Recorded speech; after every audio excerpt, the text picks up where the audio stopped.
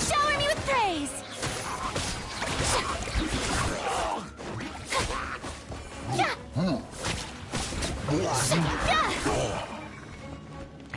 You're toast!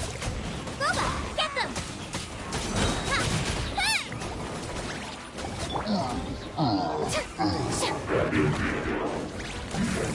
Yoo-hoo!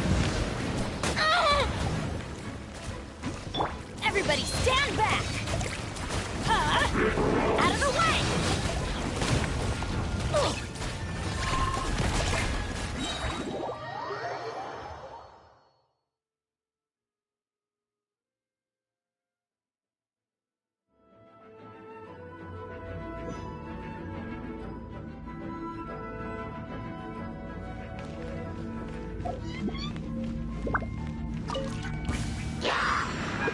Shower me with praise! Out of the frying pan, into the fire!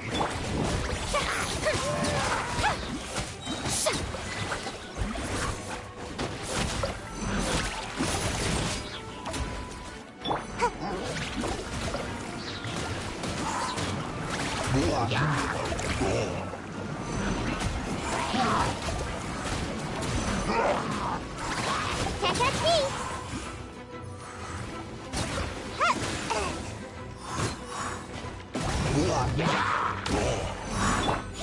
Hey, Boba, get them!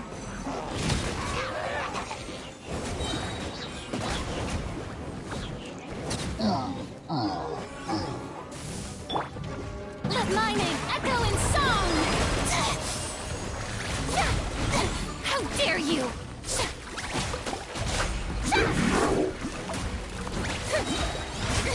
Stop that! Come on out! Gotta dash!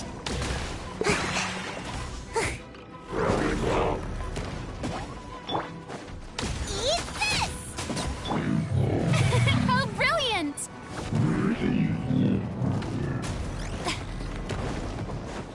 Time to shine!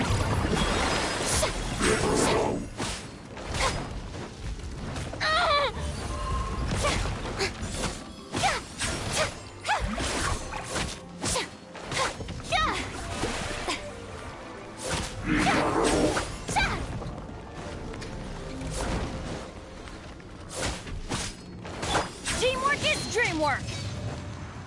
Huh?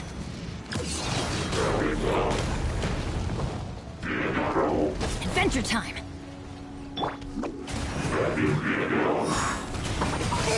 I'm about to pass out over here.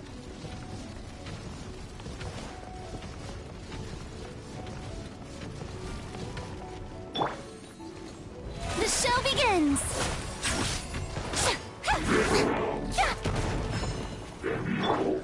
Nice and spicy.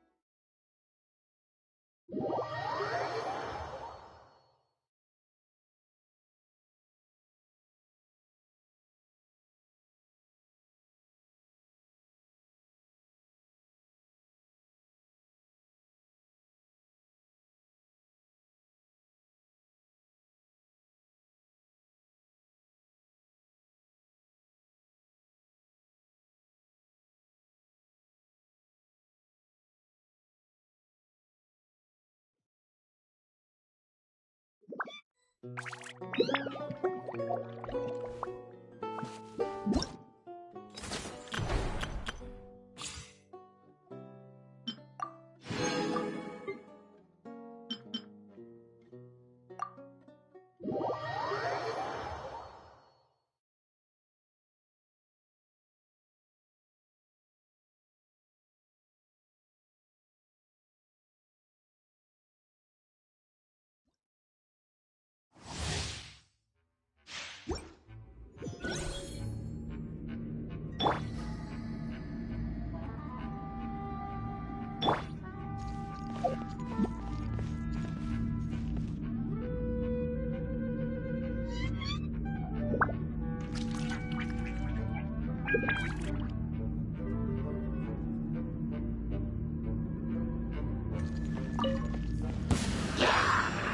my sword!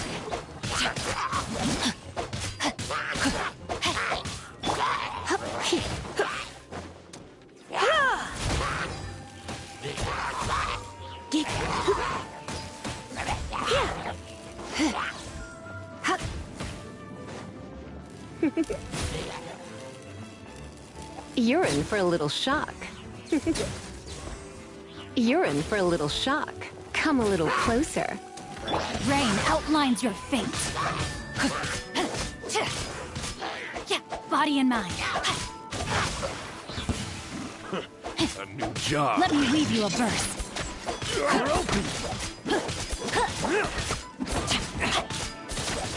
You're open. You're open. Mind the side effects. You're open. You're open. You're open. You're open.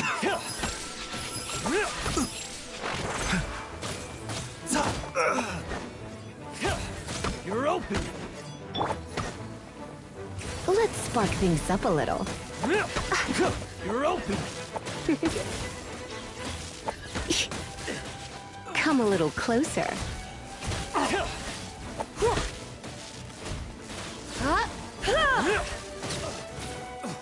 You're in for a little shock. You've been a naughty boy. You're in for a little shock. Come a little closer. You're in for a little shock. Come a little closer. Blitz.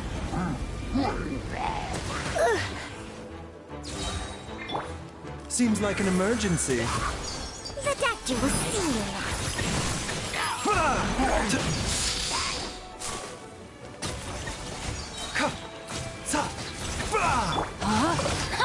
Witness the power of Gugwa. Time to act.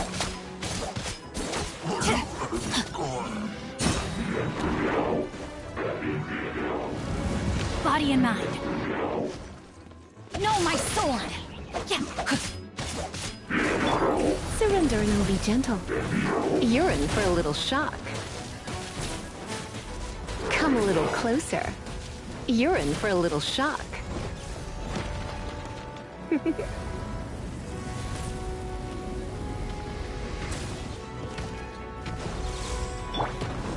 A bitter pill to swallow.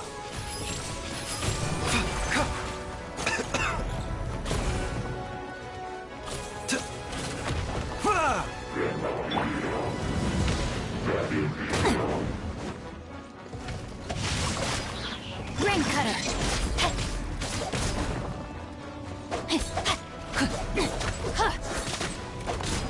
Time to act.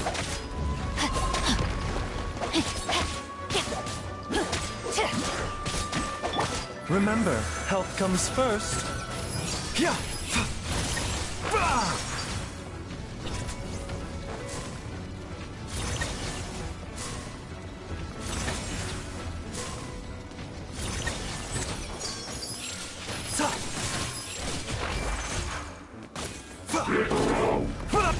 This is nothing.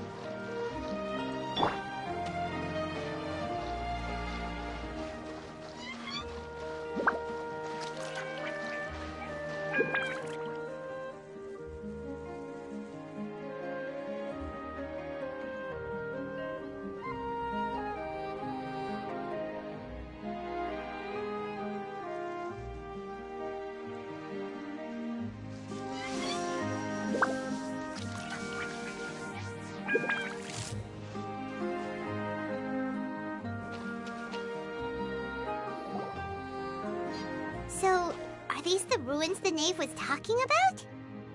Whoa, talk about old. They seem to be pretty ancient, all right. Let's go in and have a look. Just be careful.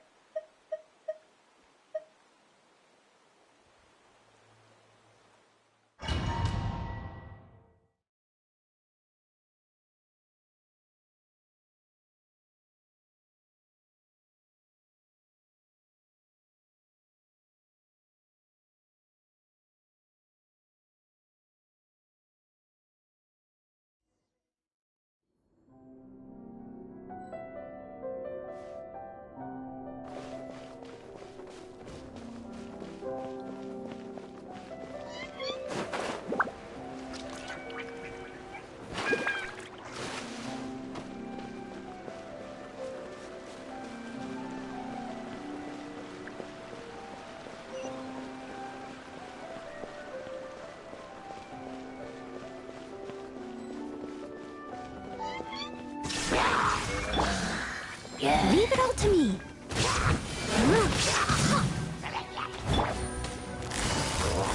Quietly now.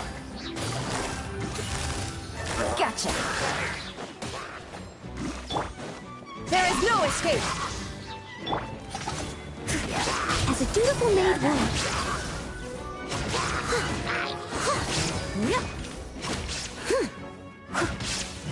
Steady as stone.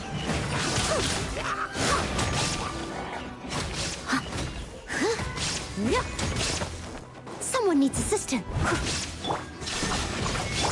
Quietly now. Gotcha.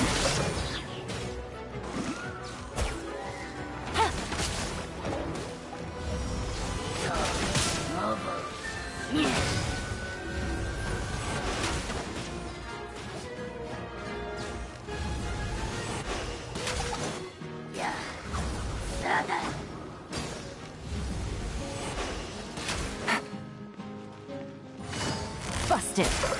Quietly now.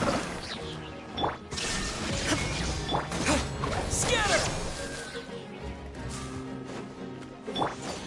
Torn to oblivion.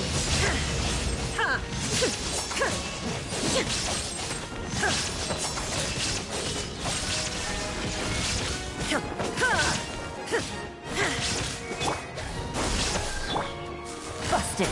Gotcha. I must leave no stone unturned.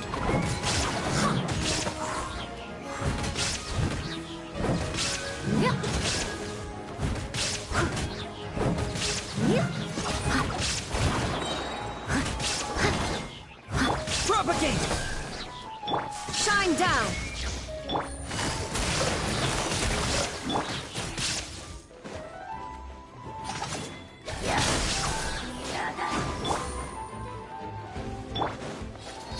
Steady as stone.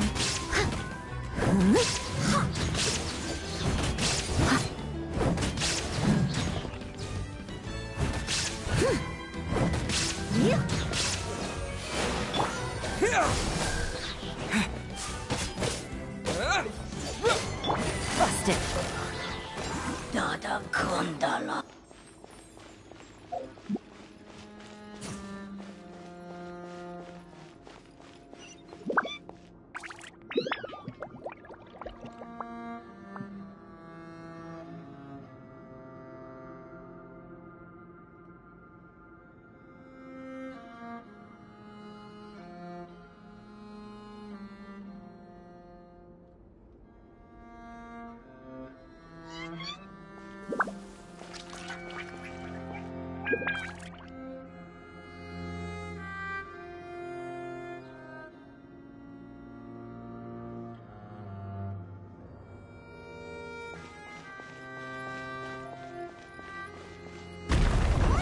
The floor here isn't safe.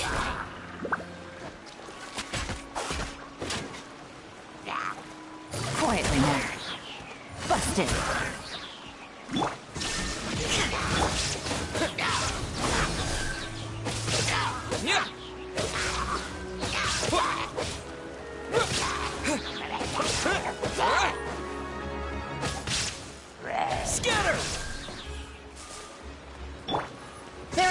escape.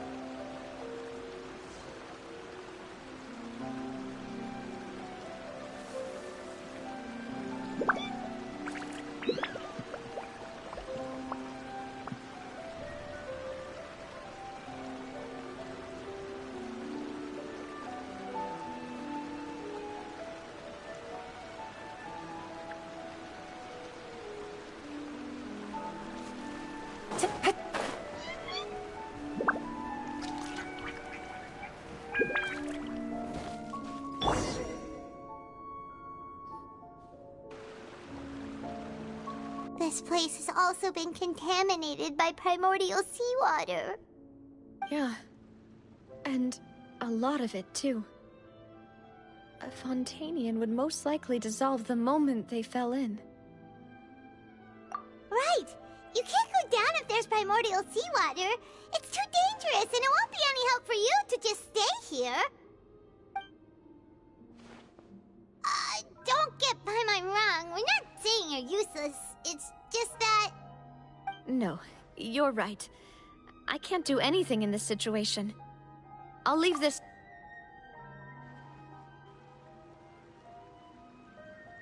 That complicates things. Maybe the only way left is forward. In that case, do you want to wait for us here? The water levels here are unstable, and there's a chance the water will rise. So, staying here wouldn't be safe either. I'll go together with you. Perhaps we'll find the exit just up ahead.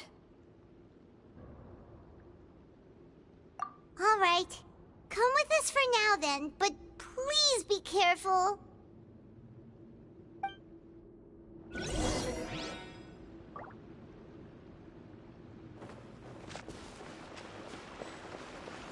Oh no, it's a dead end!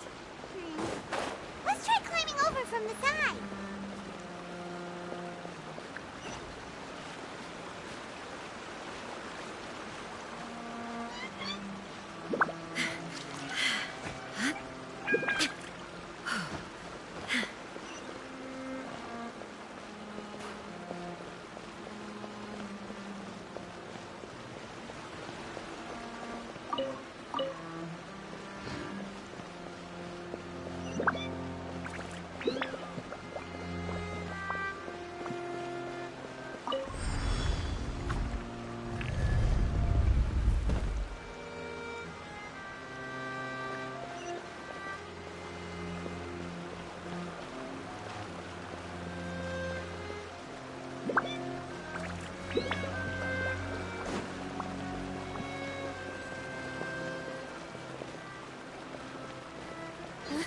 Wait, there's something wrong with this bridge!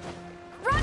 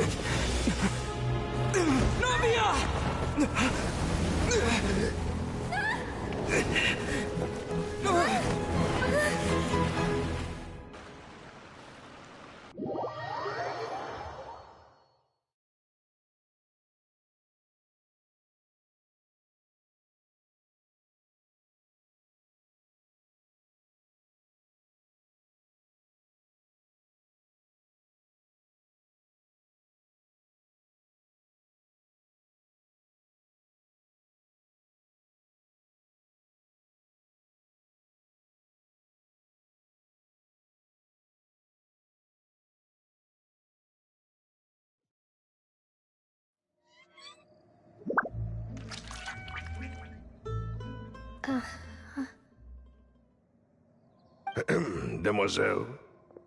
Huh? Demoiselle, what are you doing here by yourself? Would you be standing here till dark if I hadn't come to get you? Maybe she just wants some time to herself, Malus. Oh, was I sleeping? Yes, it would appear so. I must be tired. That's quite possible. However, you were the one that suggested we go out for a walk. Oh, right. I nearly forgot. It must have slipped my mind when I dozed off. I haven't had a nap today yet. Have I? This is a familiar feeling, yet something's a little strange. Is something the matter, Demoiselle? Oh, no. No, I'm fine. I was just trying to recall why we came out for a walk. Do you remember Mr. Giverny? He'd requested our help before with foreign merchants who had a debt dispute with him, and we'd resolved the matter not long ago. We were headed to see how things were going with him at the moment. Ah, right. Yes. I remember now. Oh, Miss Navia. Ah, Mr. Malus. And Mr. Silver, too. It's good to see all of you. How have you been? I've been great. Thanks to your help, those bothersome merchants finally realized that I wasn't the one they were looking for. Why, I wasn't even the guarantor for that person. They were knocking at my door day and night. Even my neighbor, Obina, was getting fed up with them. Sometimes force is required to calm someone down and get them to listen to what you have to say. That's right. Oh, by the way, Burnett, what was it that you wanted to give to Miss Navia again? Oh, yes. One moment, I have it right here. Miss Navia, these are some flower seeds that I prepared. Please take them. They're a very good variety, and they'll become very big and beautiful once they bloom. I don't know what we would have done without your help, so this is a little token of our appreciation. I hope you won't refuse. Ah, did you cultivate them yourself? Thank you so much. I'll certainly take them. Malus, we do still have some empty flower pots at home, right? Why, we can have as many pots as you'd like, Demoiselle. Perfect. In that case, we'll swap out some of the decorative plants for some of Mrs. Burnett's flowers. Very well. Wait. Something seems to be off here. Excuse me, madam. If I'm not mistaken, your name is Burnett, correct? That's right. Is something wrong? No, it's nothing. This is the first time we've ever met, but your name seemed familiar to me. I must have heard it when I was discussing things with your husband previously. I've heard this name before. Sometime recently, I'm sure of it. And why are there so few people around here? Where did everyone go? We must mind the time, Demoiselle. We still have important things to attend to today. Huh? We do? Like what? Well, now, did you forget? Miss Navia, here you are. I've been looking for you. Please, come to the Opera House. Your trial is about to begin. My trial? Wait, why would I need to go to the Opera House? Yes, she's right, Demoiselle. It's just about time now, so we should get going. Oh? All right then.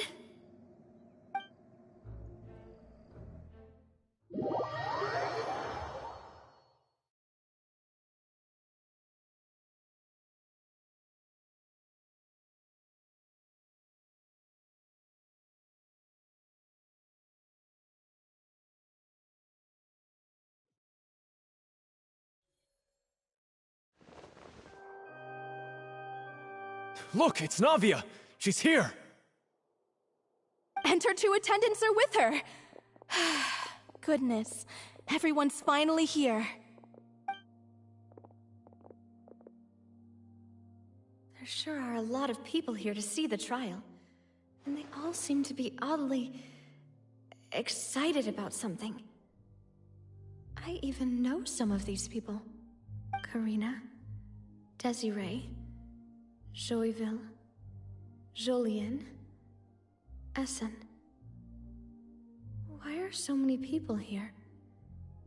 And why do I have no recollection of this case? And as for the judge... huh? Where's Monsieur Neuvillette? Please sit in the defendant's seat. Don't worry, Silver and I shall accompany you. All right. But are you sure you can stand behind me? Typically, it wouldn't be allowed, but today is an exception.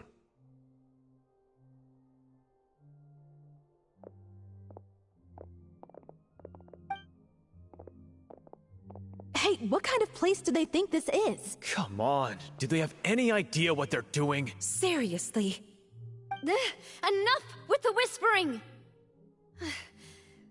Could someone please tell me where Monsieur Neuvillette is? And why I'm standing trial? My dear Miss Navia, have you not yet realized what you've done? In that case, allow me to explain. As all here know, you are Master Callus's successor, the head of the Spina di Rosula, someone held in high regard by every soul in Poisson. After you took over the Spina, you treated all of us just like the late Master Callus had. If anyone in need reached out to you for help, you responded. Not only you, but your butler, your subordinates, nearly everyone in the Spina di Rosula fought for the well-being of those in Poisson. Wait a moment. Aren't you just proving that I'm a good person? Yes, correct. Absolutely right. And that is why you stand accused. You have helped so many people get through so many difficulties. You are one with us. We are inseparable. We are one big family, all of us who are from Poisson, inextricably linked. And with you being so important, we couldn't possibly do without you. Therefore, this fair and honorable court shall declare you guilty, and you shall stay here. You will be together with us forever. Huh? What are you saying? Everything you have said is correct. I have indeed done a lot for my hometown, and I would be willing to be with you all, but what is the purpose of having me stand here like this? What is there to discuss? Ah, well, if that's what you think, then I have no further comments. How wonderful, Miss Navia!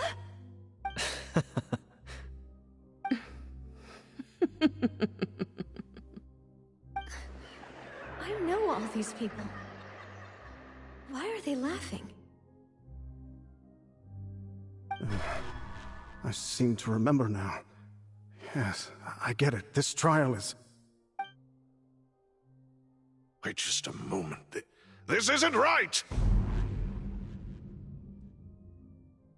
Malus? What was that, Mr. Malus? Our conclusion is very clear and unanimous. Let the court judge her now. She's guilty! Stay here, Navia! You're one of us! Demoiselle, don't admit guilt. This trial means to keep you here forever. I wish to exercise my right to defend Our Lady. Mr. Joinville, you only know of Navia's goodness, but nothing of her utterly independent mind. She was born a free and independent spirit. She has never been tied down by anything. Indeed, even the death of Master Callus couldn't stop her. Her actions cannot serve as proof that she identifies herself as part of any group. She merely acted as an individual, extending her hand to help others. Please do not mistake her actions as being otherwise. Really? As an individual, you say? Don't forget, we are all Fontanians here. This is the nation of justice, the nation of Hydro! Even if Miss Navia only voluntarily rendered her assistance, that doesn't change the fact that her beautiful soul must return to everyone. Water accepts all, blends with all. It will surely accept her kindness. Everything is measured here in the nation of Hydro, and in the end, everyone shall meld together. Thus, when a unanimous opinion emerges, that opinion represents justice. Now, I speak for everyone. Our opinion is consistent. Navia should stay. We and Navia are one. And you would call this justice? Preposterous. You are merely jealous that Demoiselle still has a chance to exist as an individual. Have you forgotten how much you all once longed to become individuals, to become independent? Do you mean to defy our justice? If your justice is flawed, then why should we acknowledge it?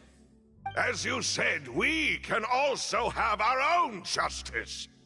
Silver and I shall defend Demoiselle. And that is how we will enforce justice. Ugh, my head... it hurts. Demoiselle.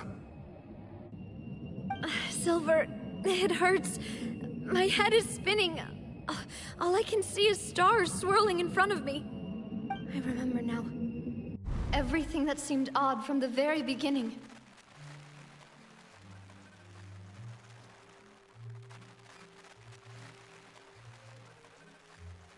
Karina, Desiree, Joyville, Jolien, Essen, and Mr. Giverny and Mrs. Burnett, who we met earlier.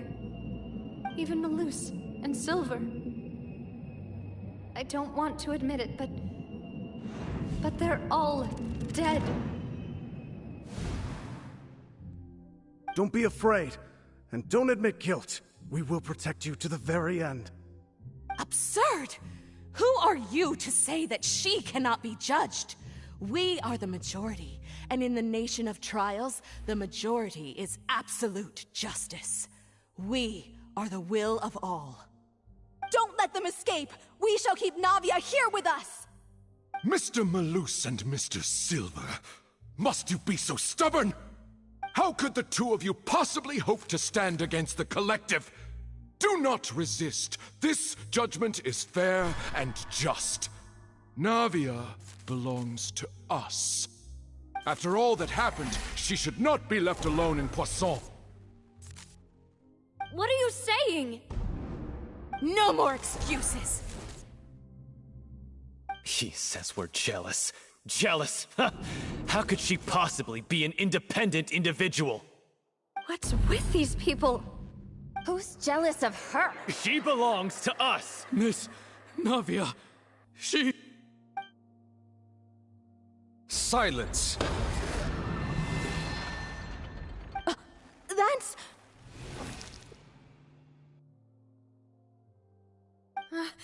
Monsieur Neuvillette!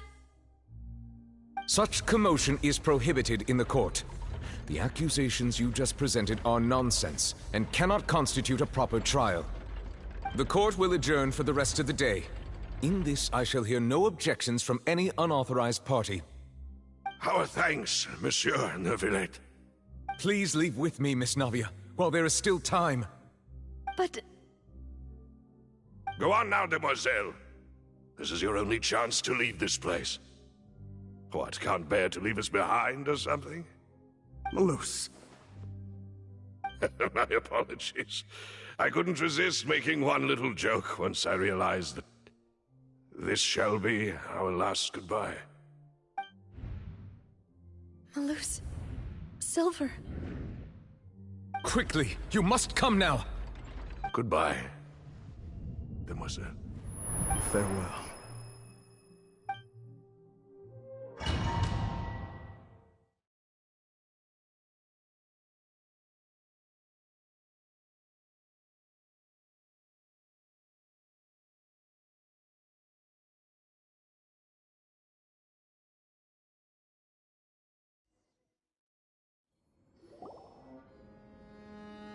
No, wait! Just a second! Navia? You're awake. Good.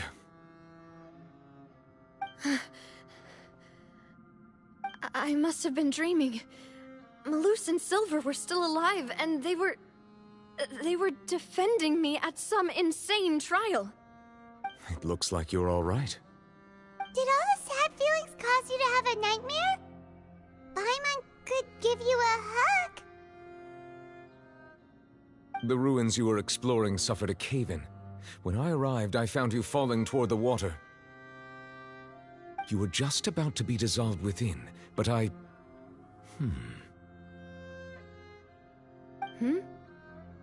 What is it? I think I saw 2 Oceanids protecting you. It was only for a moment, perhaps even a fraction of a second, but they gave me the chance to retrieve you. Were it not for their intervention, I would not have been able to rescue you before your consciousness dissipated. Wait, did you say Oceanids? You mean like what happened with Vache?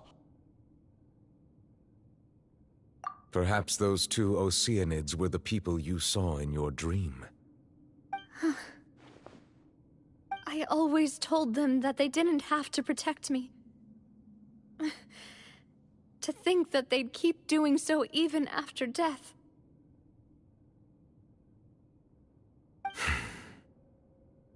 Please come with me.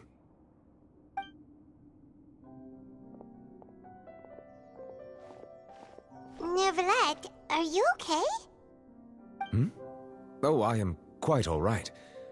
Perhaps there's something we could chat about? Why do you look so stiff all of a sudden? Oh, Paimon knows. You're the type who feels awkward when there's nothing to talk about, right? I merely thought that we should give Navia some time to herself. Huh? Why didn't you just say so then? Don't you think it's even more awkward to call us over like this and then have nothing to talk about? I suppose so. Ah, Sigewinne. I hope all is well with her these days. Her work in the Fortress of Meropide has not been too much for her, has it? No way, don't worry. She's doing fine down there. She's an amazing head nurse. I see. Well, that is good. I have always worried that Sigewinne would need a lot of time to understand the world of humanity, just as I have.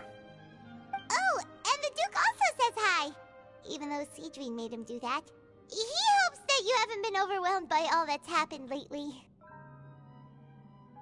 Thank you. I have indeed been busy lately, and I also hope that everything is going well in the Fortress of Meropide. He still doesn't know what to talk about. Let's chat about something else then. So, Neverlet, you're probably quite the swimmer, huh? Yes, of course. This isn't going anywhere. Let's try something else. How did you find these ruins? Did the knave tell you? Yes, in fact. I had arranged to meet you in Poisson, but when I arrived, I discovered that the Fatui were helping the residents evacuate. They had even transported a large quantity of supplies to the area. Amid my astonishment, I ran into the knave, and we had a chat. She informed me that she had asked you to investigate the ancient ruins here. Yeah, we originally planned to meet up with you, but we thought you might still be busy with all those official documents. We didn't think exploring the ruins would take very long, and who would have thought you'd wrap things up so quickly?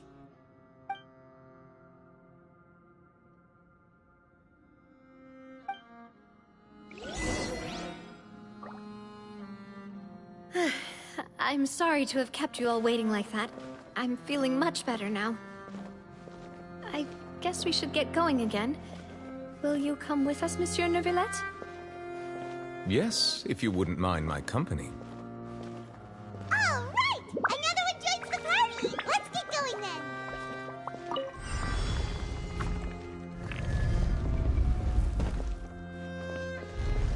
Shine down! Quietly now.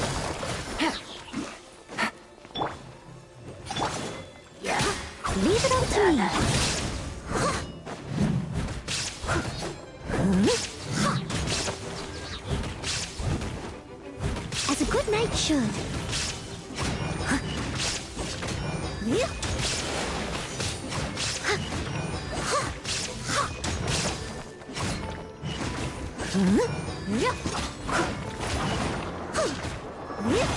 I'll catch up. Someone needs... Scatter! There is no escape! Busted! Gotcha! Yeah.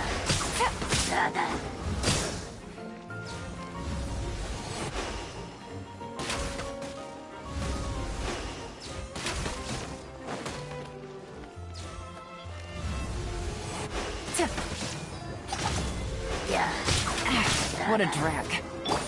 Steady as stone. Illusion shattered!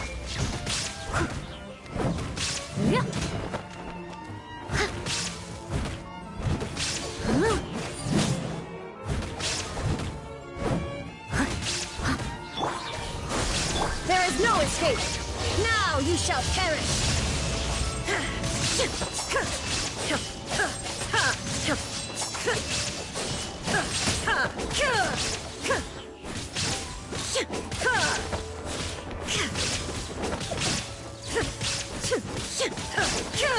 Shine down!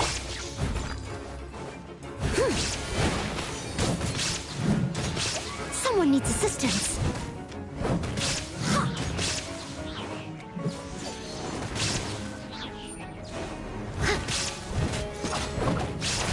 Busted! Quietly now.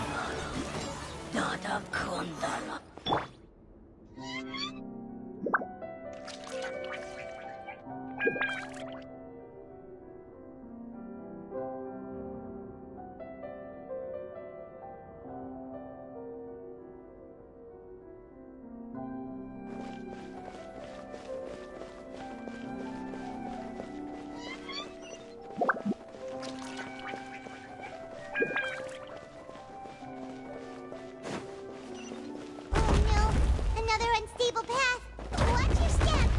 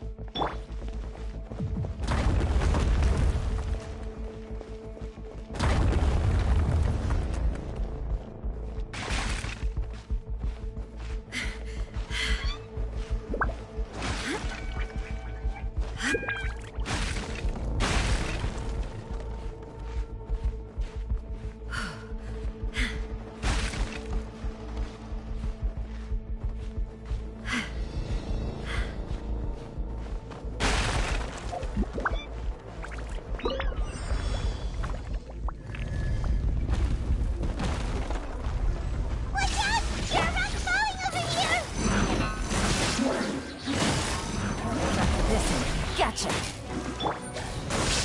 Germinate! Illusion shattered! I must leave no stone unturned, as a dutiful maid would.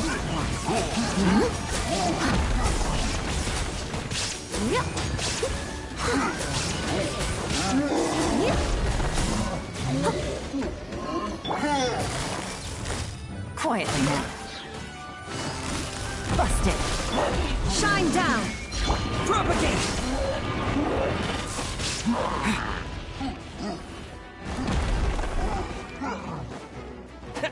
Scatter!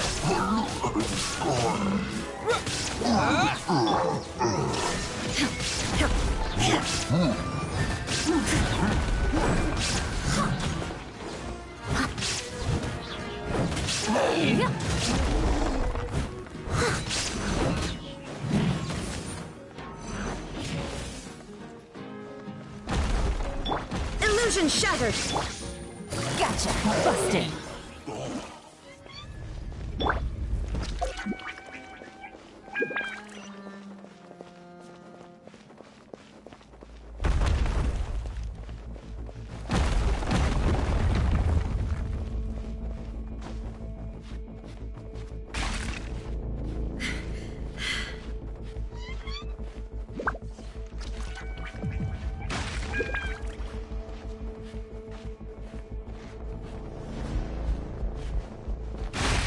Seems we're almost at the top.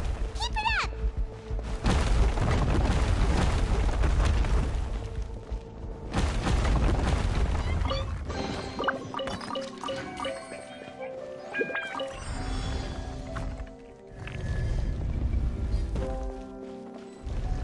There is no escape.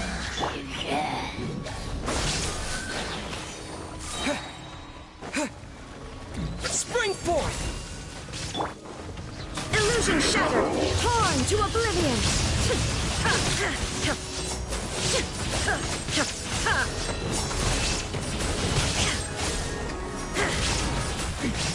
Remove all obstacles. Time to clean up.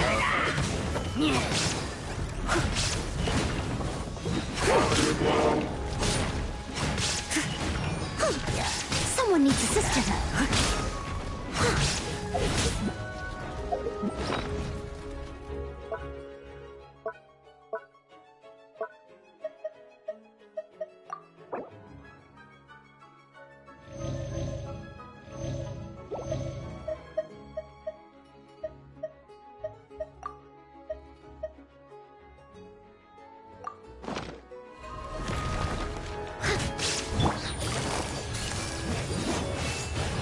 Gotcha.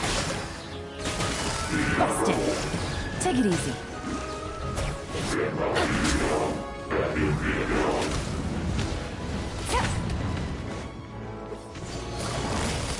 Gotcha. Shine down.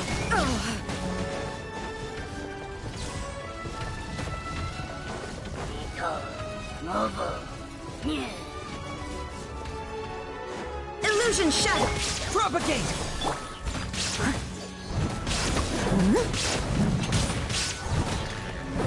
Someone needs...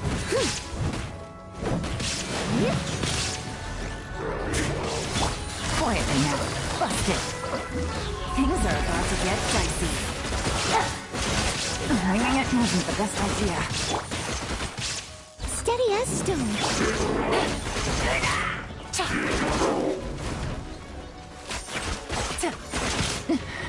But the truth is still unknown.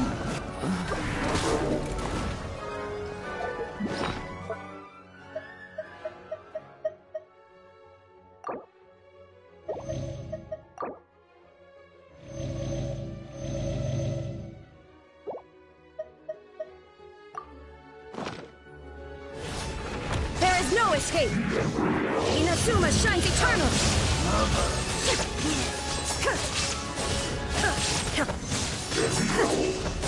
Shine down! I must leave no stone unturned.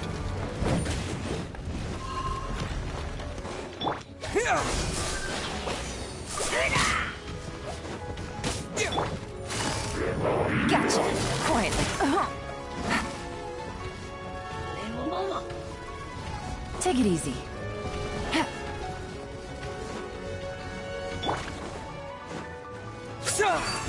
Scatter! As a dutiful maid would. I'll catch up.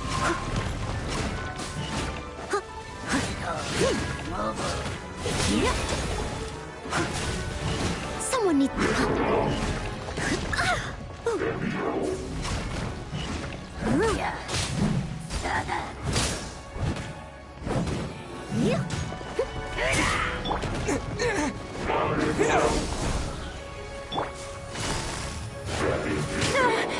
Busted. Someone needs assistance. Scatter!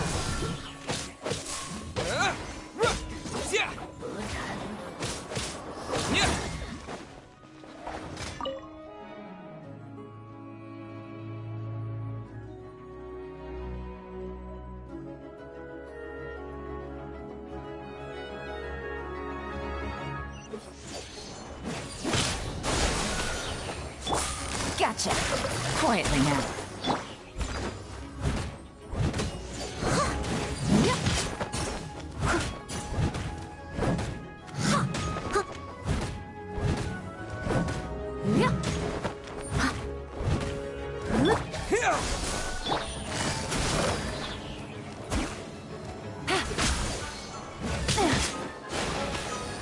Busted.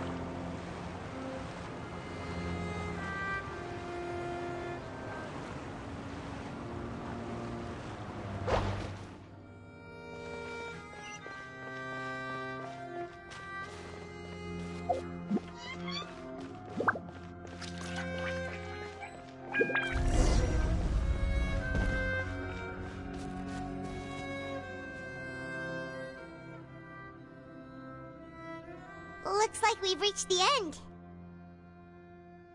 This is the place. There should not be any other hidden spaces in the vicinity. The path sure had some twists and turns, but it turns out that this place isn't actually that big.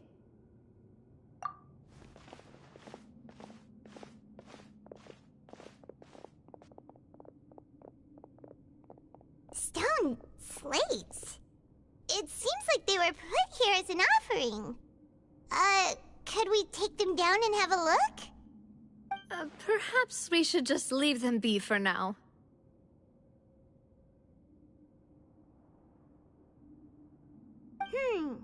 There are 4 locations in total, but only 3 stone slates. The slate that should be in the first empty spot is missing. The surrounding walls also show signs of damage. There's something written below. Let Paimon see. Reason dictates that this nation be destroyed. I shall record the history of its future here in its past. Say what? It feels like someone left these slates and these words here for a purpose. But does he mean that Fontaine should be destroyed? That would fit the circumstances dictated by the prophecy, yes. Indeed, the slate's contents correspond to it. Take the second slate, for example. There's a person kneeling here. She seems so dedicated. And there's a whole bunch of other people behind her doing the same. She's facing this... what is this? Some kind of island in the sky? And is that Lady Farina in the third image? Did the Hydro Archon fall into the water? And is that a ring of people around her? Paimon doesn't quite get it. Are they all in the water? The fourth image. I know this one. This exactly matches the content of the prophecy. The people will all be dissolved into the waters, and only the Hydro Archon will remain, weeping on her throne.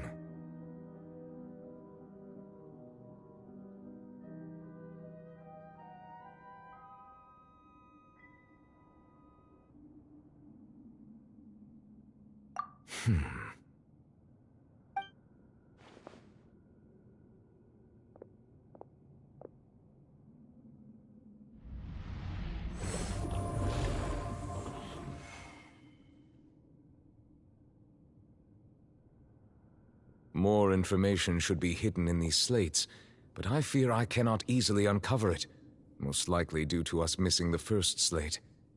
I am very sorry. Don't blame yourself, Monsieur Neuvillette. Deciphering ancient stone slates isn't one of your duties. Ooh, Paimon's getting the chills just looking at these slates. This says that it's the history of the future, right? That means the prophecy's sure to come true. I really hope it doesn't mean that. Still, Paimon feels like these images are kind of weird when you look at them together.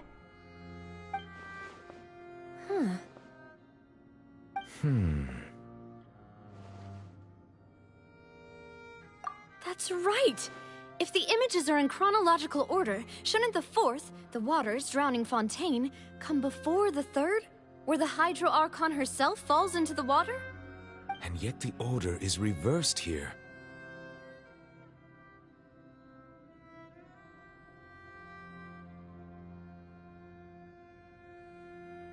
If we go by timing, Lady Farina only emerges in the third image.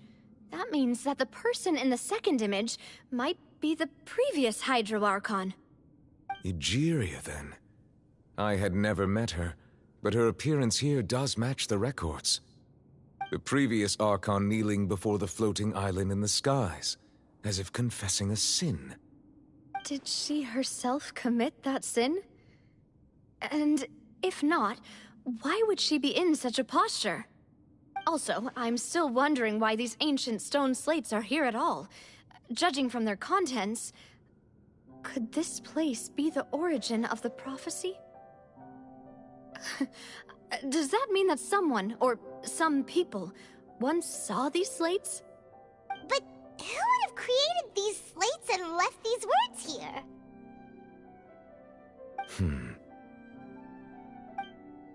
It seems that any further clues will have to come from Farina. In that case, there's no time to lose. There's nothing else to be gained here, so let's head back first. Yeah, we better get somewhere safe for now.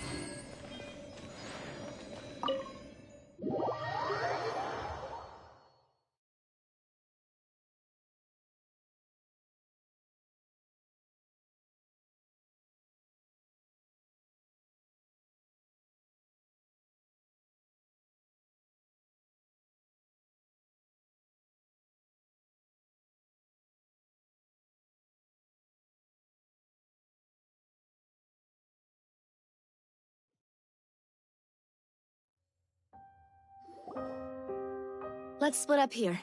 I'm going to check on what's happening with the Spina. You know how it is. There's some things you just need to be there for yourself.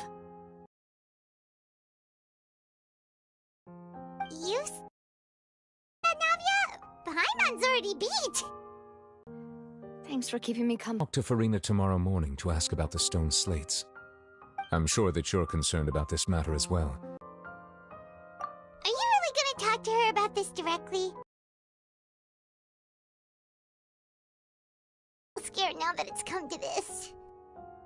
She has long been harboring secrets, and will not give them up easily, which makes it all the more my duty to ensure that she understands the present situation. Alright, we'll leave it in your hands then. You're probably the best person to talk to her anyway.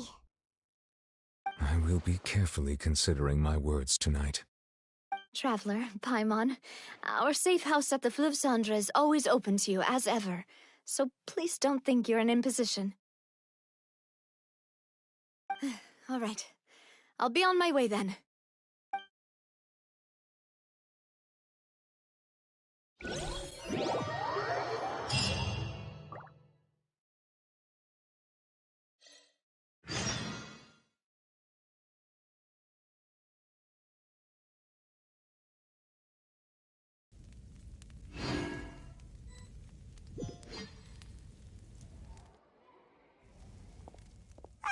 We're finally back! Welcome back. We've got a special menu prepared for you two tonight. Yay! And there's good food too! Navi, no, the boss is the best.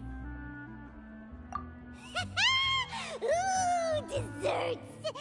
Nice, these are all Paimon's! Paimon's already starting to forget what happened today. Oh, that voice. Is that who I think it is? Huh?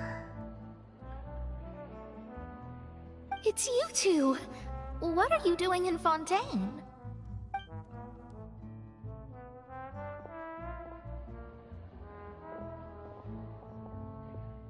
Mona?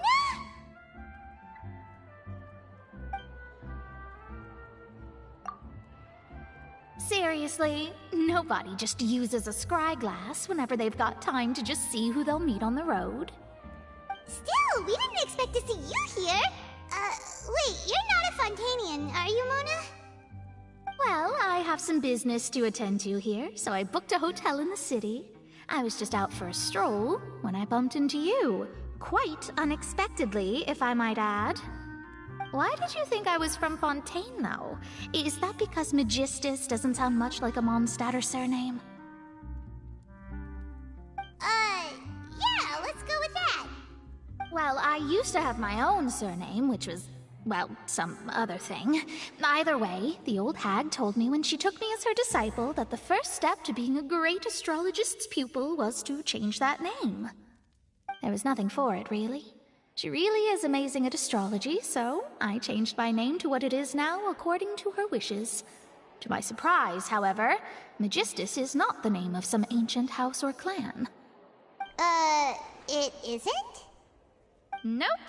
Although it is used by us in place of surnames, it generally just means great. Wow! Imagine including a boast in your name. Wait, are you gonna have to put that into your genealogy as well? I reckon so. In any case, I'd give my disciple a name like this as well, if I were to take one. Astromancer Barbeloth Trismegistus. Whoa, that's a long one. Does it also mean great or something? My name means Mona the Great Astrologist. As for the old hag, hers is, in plain speech, the thrice-as-great Scholar of the Stars.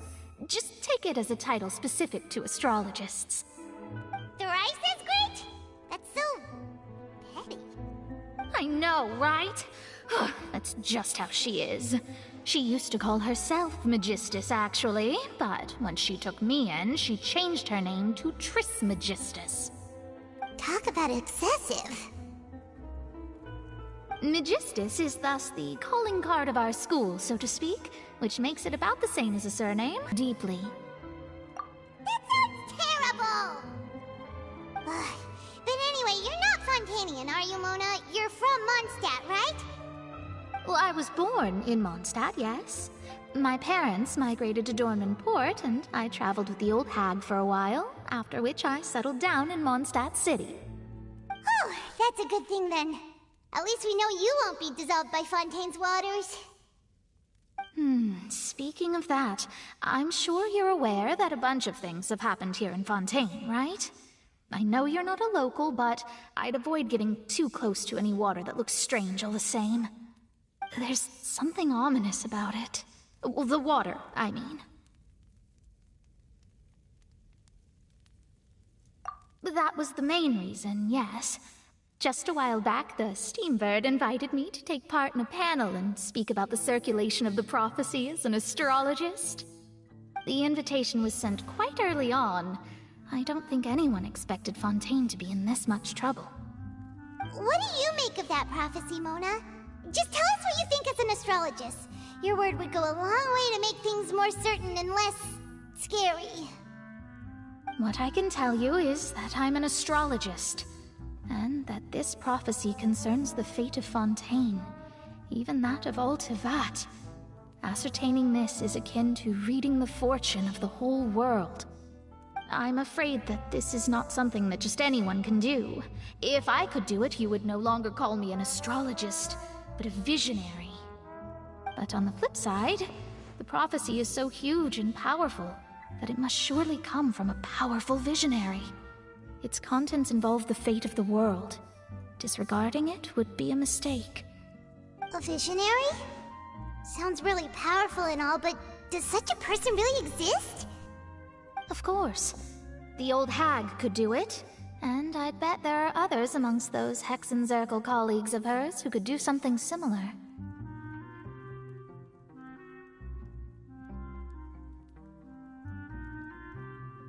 Huh? Are you sure? All right, I'll help you. It isn't often that I see you with such a serious look on your face. I'll tell you once I hear back from her. Thanks, Mona. You're amazing as always. Oh, well, this is something only I can do after all. So yes, your praises are quite welcome. That's the greatest of astrologists for you! Of all the people we know, you know the star's the best! Indeed. That's the spirit. Oh, sorry. I came to see what all the commotion was about. If there's anything you need, do not hesitate to inform the Spina di Rosula. Oh, whoops. Guess we were getting a little too carried away there. Well, I'll go tend to my own business now. If I receive any news, I'll be sure to come find you two again. And there she goes, quick as rushing water. And here we are with the Spina guy giving us suspicious looks.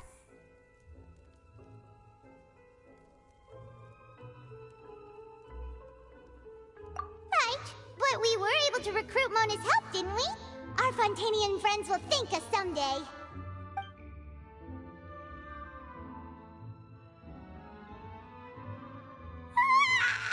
Good morning. To be honest, Paimon's still feeling kind of sleepy. But it's time to get up, Traveler. We agreed to go see Neuvillette, so let's pack it up and get going.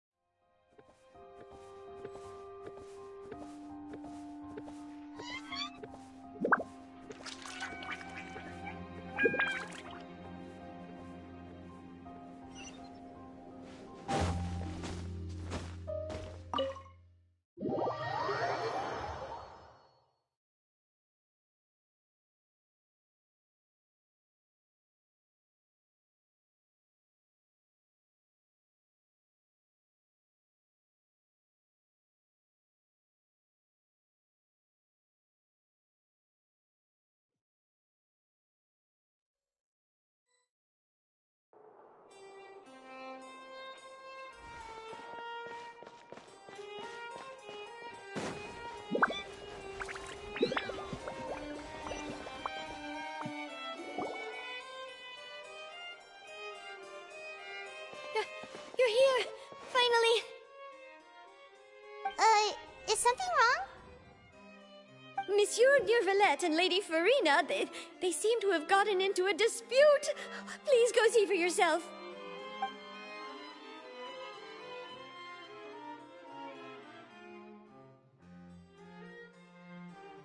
Like I said, I've already explained everything. And yet the problem has not been properly solved. There is little space for excuses between us. It is not my intention to offend you, but please, tell me where you stand. You are the Hydro Archon Focalor, are you not? Look at this. This is a list of the victims from the recent Poisson incident.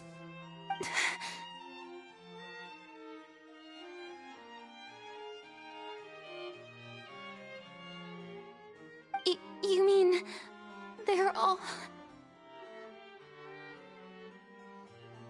We did not arrive in time to avert this disaster, and I will not have it happen again. I will say this once more. You must tell me everything you know. Yesterday, I found 3 stone slates in some ancient ruins near Poisson. Do you know anything about those? Seriously? You're questioning me like this is a court case now. I don't know anything about that. But You found them in some ancient ruins, you say? That's correct, which is why I came to ask you some questions. There should have been 4 slates, but one of them was missing. The other 3 feature different images that seem to correlate to the prophecy. The prophecy? The second of these slates depicts the previous Hydro Archon Egeria kneeling before a floating island in the sky, as if confessing something. Do you know nothing of this either? I don't. I've never seen such slates. I'll ask you again. Do you really have no information regarding the previous Archon? My deciphering of the slates indicates that the Hydro Archon Egeria once had to confess to, or apologize for, a certain sin. If anyone would know about it, it should be you. All gods don't have the same secrets, you know. She was herself and I'm me. Is it really so strange that I know nothing? I understand your concerns, but I'm sorry. I just don't have anything to tell you. Forgive me for saying this now, Lady Farina, but I have long known of your various secret investigations into certain matters. There are several indications that you have been investigating the prophecy on the sly. This is not strange in itself, considering that you are the Hydro Archon. But it is strange that you should also claim to not know any of Egeria's secrets, as well as do nothing following your inquiries. You have never been as superficial as you have presented yourself to be, nor are you a fool. And yet, your behavior is very inconsistent.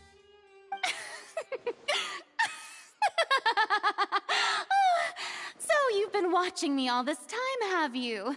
I didn't think you were that type. You...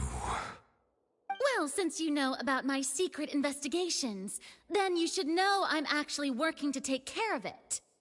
There's no point questioning or suspecting me. You're the Eudix, but you're still my subordinate. You should be following my lead. Just trust in me, your Archon, and do as I say. Never mind whether you can truly convince yourself to or not. It'll all turn out fine. That's all I have to say. We do not discuss this matter again. Oh, the opera's about to start. Toodles!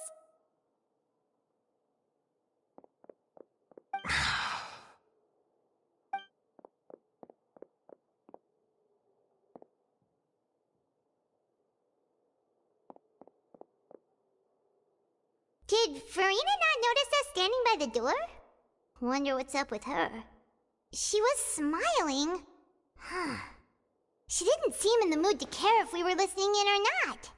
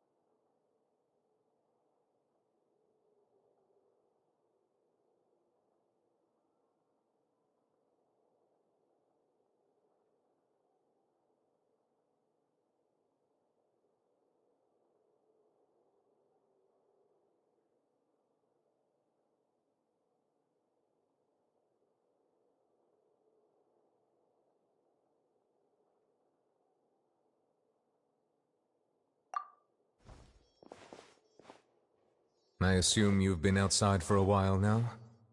Oh, you noticed. Seems Farina didn't even realize we were here. She was in a great panic, though I cannot discern the reason. Our discussion reached impasses time and again, a state of affairs that we cannot allow to continue. Still, I do not understand. Dialogue is the basis for understanding, so why did she keep refusing to engage?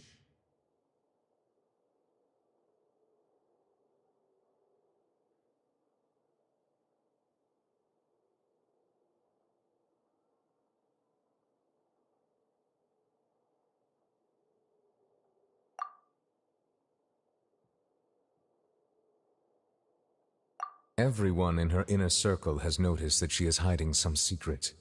The issue is her attitude. I fear that she will not reveal anything unless absolutely forced to. We may have to create a situation in which she will have no choice but to speak. Oh?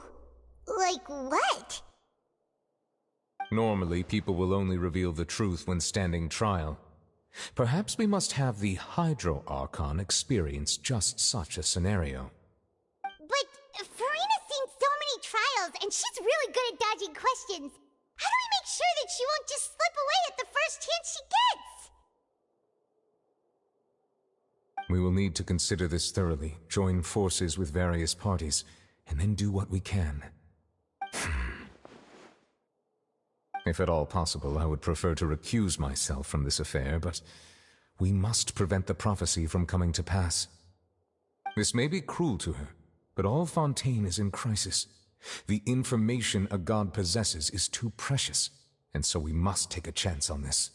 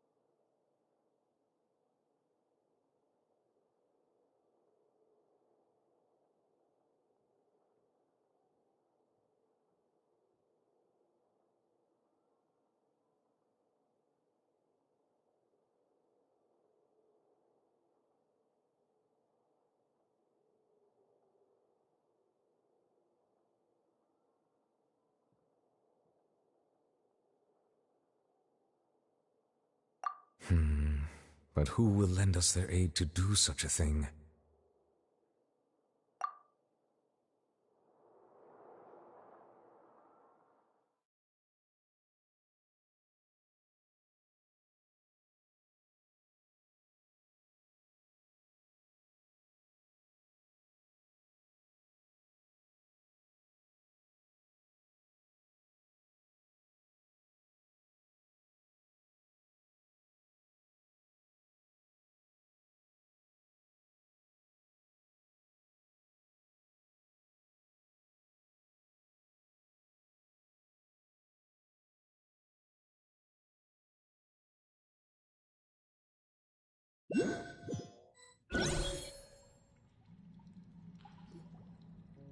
Well, that's everyone, huh?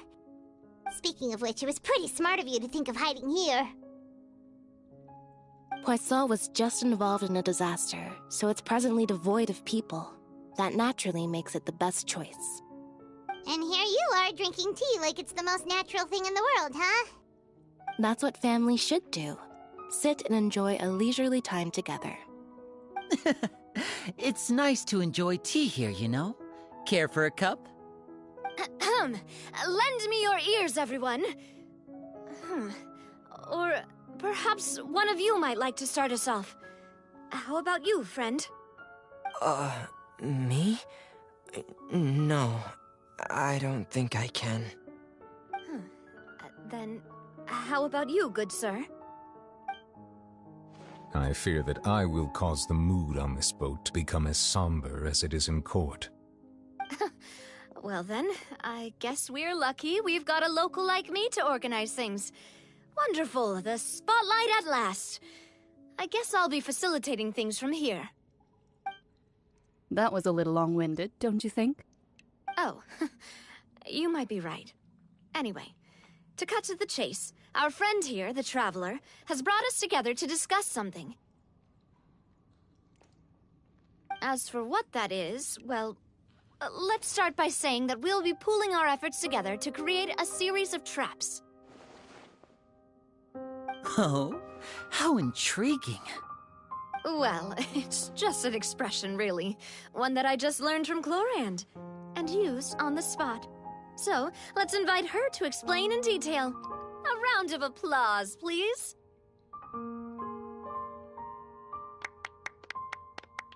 Huh? Didn't you say that you would be facilitating this? Oh, come now. Your work doesn't involve much public speaking, right? This is a good chance to practice. You might even pick up some fancy oratory tricks to impress your boss with in the future. I see. And what does my boss say? He is glad that you consider him your boss. Do go on.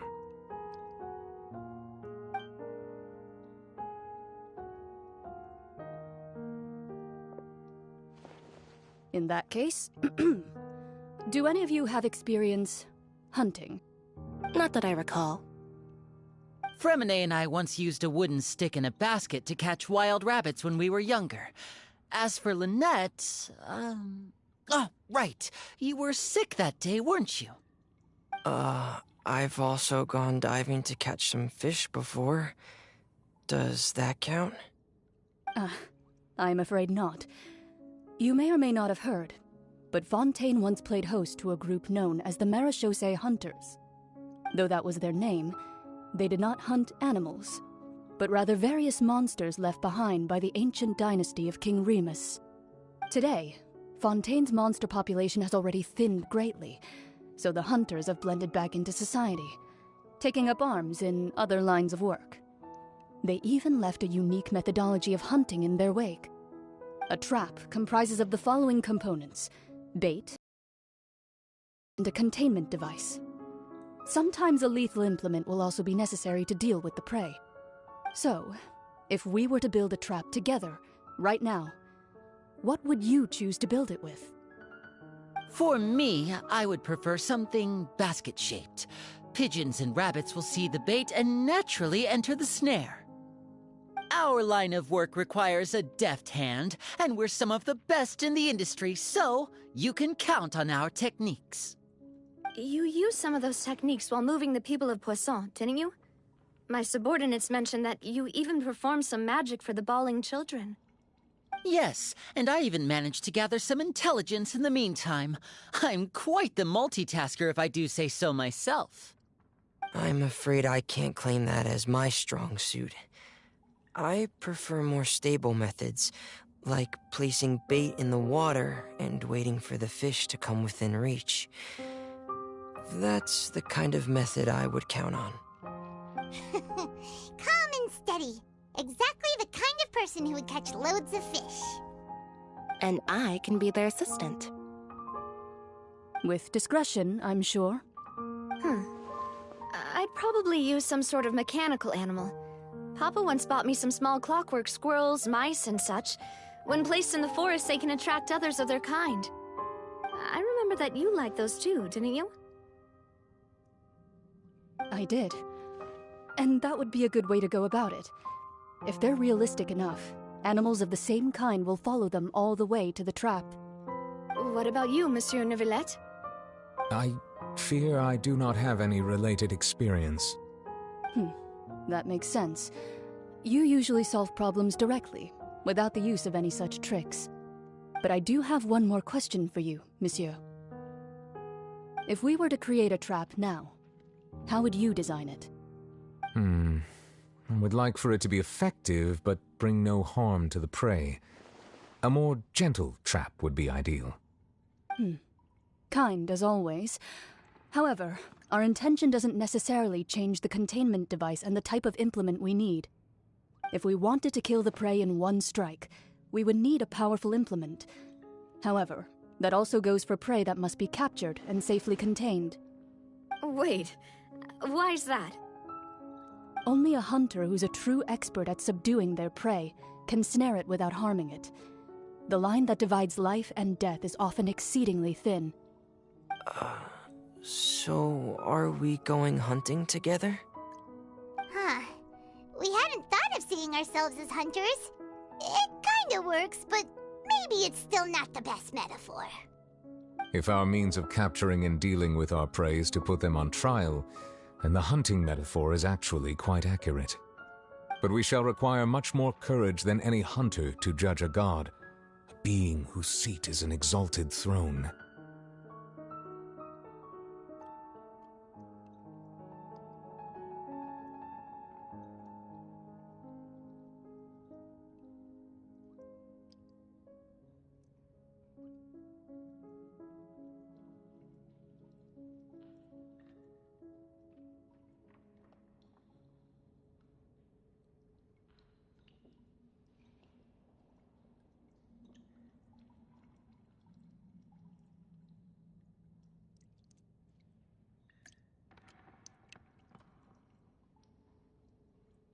Oh, so that's what's going on.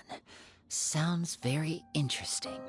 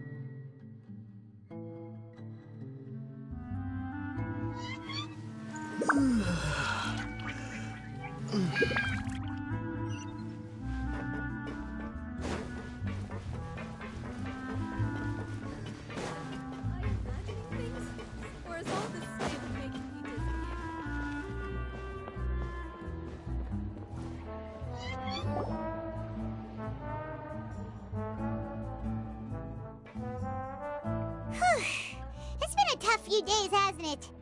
So much has been happening. Paimon didn't think the meetings would go on for so long, but everyone seemed pretty fired up, huh? Paimon thought they'd be at least a little frightened. Well, Fremine was, now that Paimon thinks about it, but everyone else just looked a little surprised.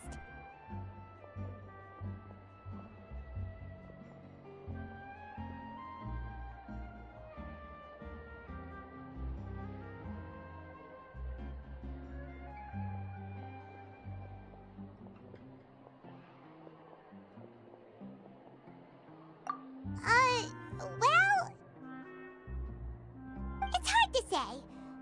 doesn't have any experience with this sort of thing. But with you around, Paimon sure will do great. After all, you're the most reliable person in the world, aren't you? Did you just pour some tea? Paimon didn't notice you doing that at all. Then what's that? Paimon's never seen that cup before. Don't be frightened. I'm just joining you two for tea. I merely refrained from saying anything till now. Who's that voice? But there's no one here. Ah, have you forgotten me already? Wait, you are familiar. You're the voice we heard from the sky in Sumeru. The voice from the sky, I fear that description is wrong. Though, not completely wrong. You're feeling lost now, just as you were feeling previously. I sensed that confusion and thus came to you. Guiding people is an irresistible hobby of mine, after all. Consider me a passerby, just accepting a commission from my friend's disciple on a whim. The prophecy. Yes, what has been prophesied will be fulfilled. You may view such things as the history of the future. What? Then is there any way we can stop it? I believe you have witnessed a failed attempt with your own eyes. Can everything in Teyvat so easily be changed?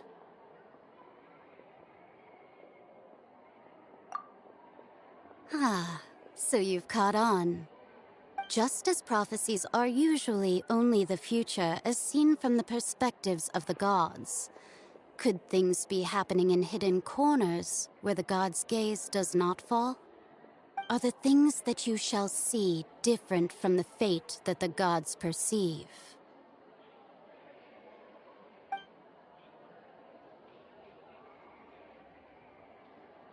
What is she talking about?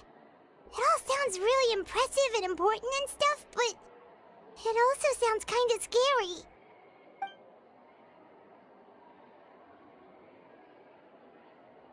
I believe that you understand, right? Some things are insignificant, but others you must reach out to change. Ultimately, fate shall serve as your only guide, no matter what will happen in Teyvat's future. All you need to do is to play your part. This was good tea, by the way. Thank you for your hospitality. Well, that'll be all for today. The voice. It's gone.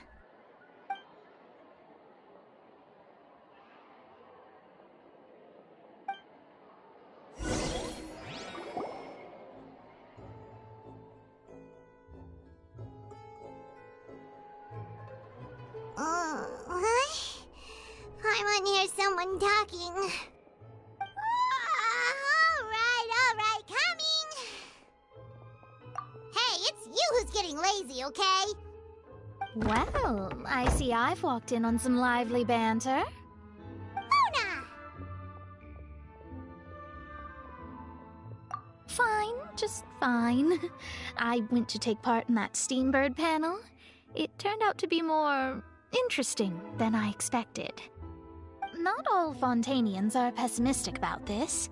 One journalist mentioned that sitting around and waiting for the end to come would be wrong, and that they should make their own rescue preparations.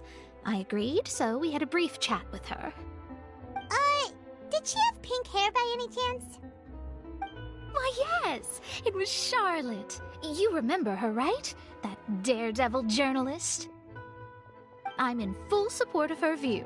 Prophecies are very important, but how can people allow their lives to be commandeered by just a few words? That's right! Paimon's glad to hear something sensible for once. Ah, yes. About what we had discussed before. I did try, but I'm afraid I couldn't reach the old hag. I'll try again tonight, but I wouldn't get your hopes up.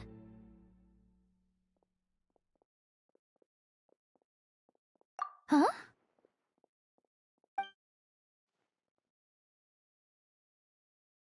Goodness gracious. Are you serious? She said that even the god's gaze has blind spots. Pretty bold if you ask Paimon. Most people would believe the gods to be all-knowing, right? The Hexen Circle members are certainly anything but ordinary. As for the mage named N, the old hag has mentioned her a few times. She said that N's sense of direction is incredible, and that she loves guiding those who are lost. But I've never met her, and if she were still alive, she'd be... Well, suffice it to say that the hag's at least a few hundred now, and N's been around for longer than that. Whoa, the Hexen Circle sounds like a scary group. But they must really stay in shape to live so long. Their abilities alone are pretty terrifying. If she came to see you personally, then the problem you're facing must truly be of great importance. Well, it's not like Paimon could understand anything she said. Yes, she was quite cryptic, but I suspect she means that there is still a way to turn things around. She didn't say when or what that would be, though, so... Perhaps it is something that you cannot know right now.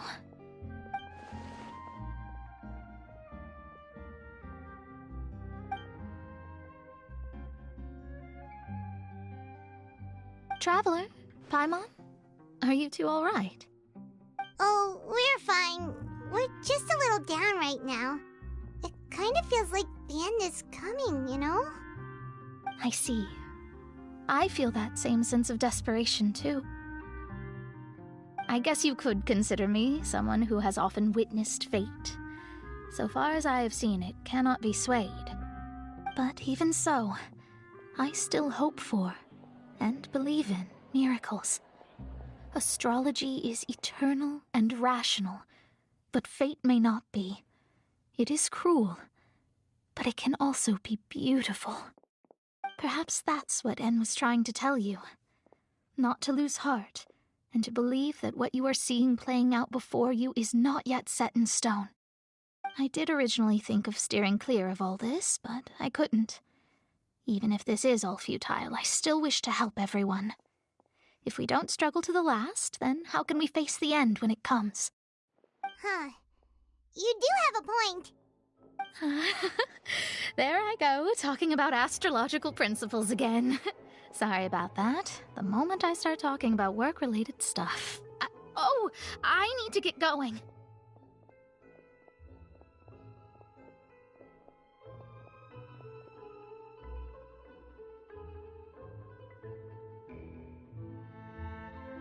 It was worth trying to comfort you, even if only a little.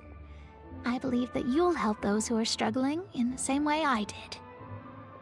I suppose that might be why we always seem to meet by coincidence. Paimon feels kinda moved by what Mona said. But also kinda sad, too. Hey, Traveler, Paimon suddenly feels like going outside for a walk. Let's go. Let's walk around the city, shall we? There's a few spots we always like to walk by.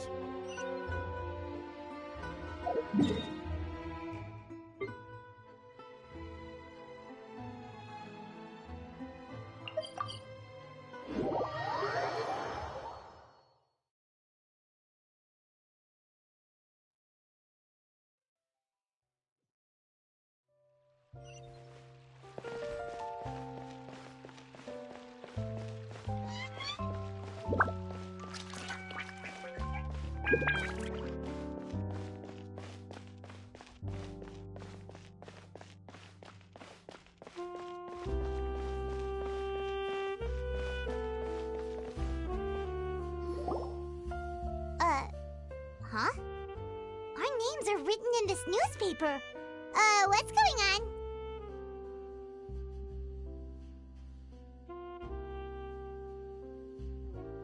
Let Paimon see!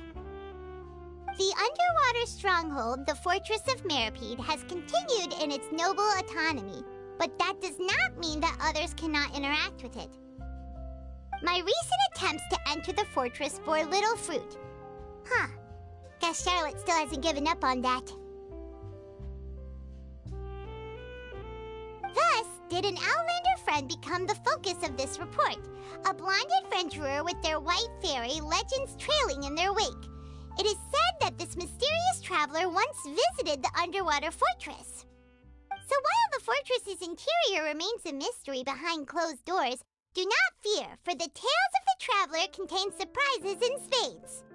Journalist Charlotte's biggest scoop yet, the Traveler's Trail, World Walker. Huh. Charlotte took so many awesome photos of us and we never even noticed her! She hasn't been able to get a hold of anything at the fortress, so since we're easier to find, she's using us as the subject matter instead? Ugh, seriously? Well, fine. Those headlines and photos do look cool, so Paimon will forgive her this time.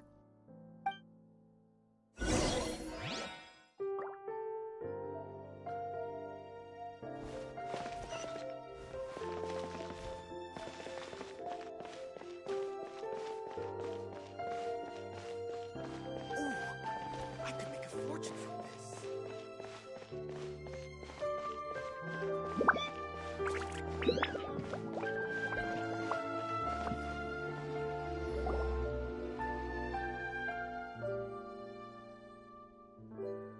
We're here! Paimon's hungry. Should we go in and get something to eat?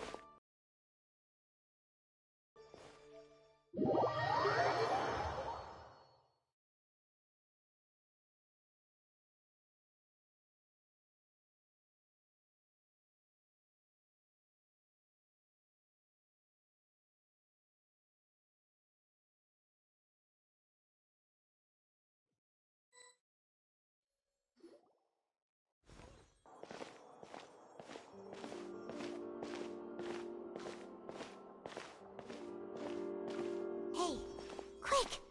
Look! That's the limited edition only 16 slices a day cake! It was so delicious the last time we tried it! Despite the tense situation we were in, let's give it another go! Paimon's sure it'll be great! 1 slice of cake, please. Someone showed up after all! Oh, wait, you're the one from the Palais Mermonia. Oh, are you here to buy cake too? It seems Monsieur Nervalette was right. You really can eat. Wait, did he really say something like that? That's right. Even he has his own preferences when it comes to food. As for me, I love the cake and coffee here. Do you come here often? Usually every day. Every day? It's part of my daily schedule, apart from work. I shall have my cake and coffee. Then what if someone told you one day that this place would be closing soon, and you wouldn't get to eat cake here anymore? What would you think? But why would it close?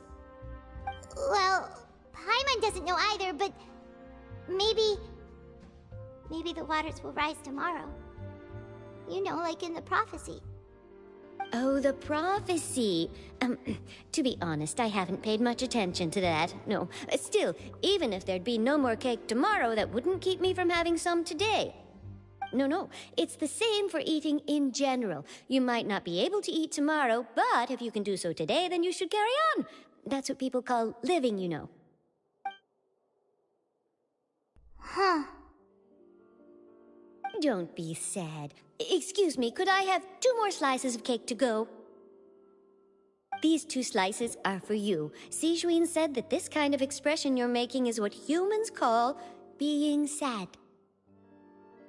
Oh, you know Sijuin? I sure do. She was born before me, and she sometimes comes to the surface to teach us things about humans. She said that humans are creatures that are saddened easily, yes, and you can only lift their spirits by feeding them delicious food. So please try the cakes here. I've got something else to do, so I'll be going now. You two try to stay in a good mood after eating, all right?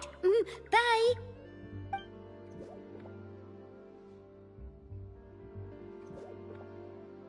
And there she goes!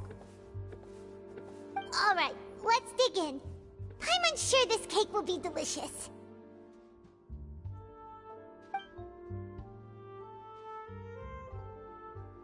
It's more delicious than last time! And the flavor gets even better with a sip of tea. It sure would be nice if we could come again tomorrow. Sure would be nice if we could always eat delicious food here.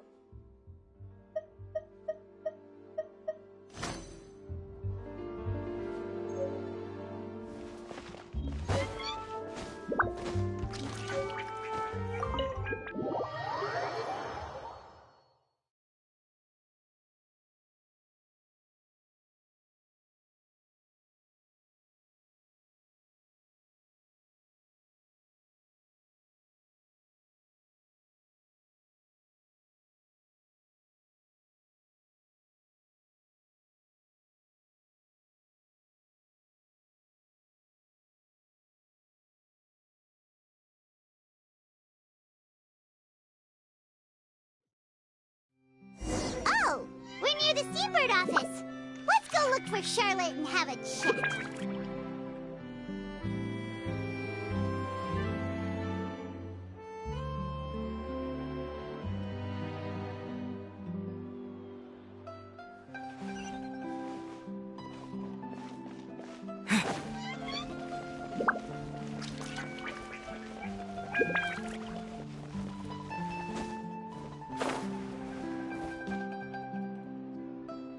Wow! If it isn't the Traveler and Paimon! Oh, have you seen the article I wrote about you? Ha! You've got some nerve! You just used us to make some quick mora! Oh, you needn't worry about that. I heard that you were in Poisson some time back, so I sent you a letter to discuss just that. It appears you didn't receive it, though. It's all right, though. I've set aside the amount intended for you. I've even set the table with some food. Really? Oh, you're the best! You're almost a little too easy to win over, Paimon. If I were a journalist with ulterior motives, you'd be in trouble now, you know. Oh, Paimon knows you're not like that. Still, what brings you here all of a sudden? Were you looking for me? When Mona mentioned you, we thought of coming to see you at work. I see! It seems you've already bumped into Mona here in Fontaine.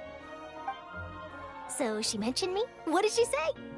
She said that you're a real daredevil of a journalist. Nice.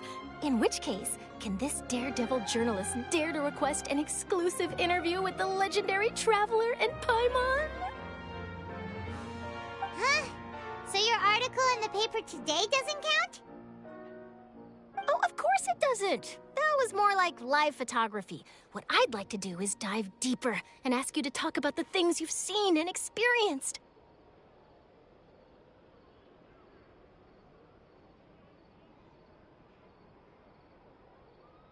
Yeah, are we even qualified enough?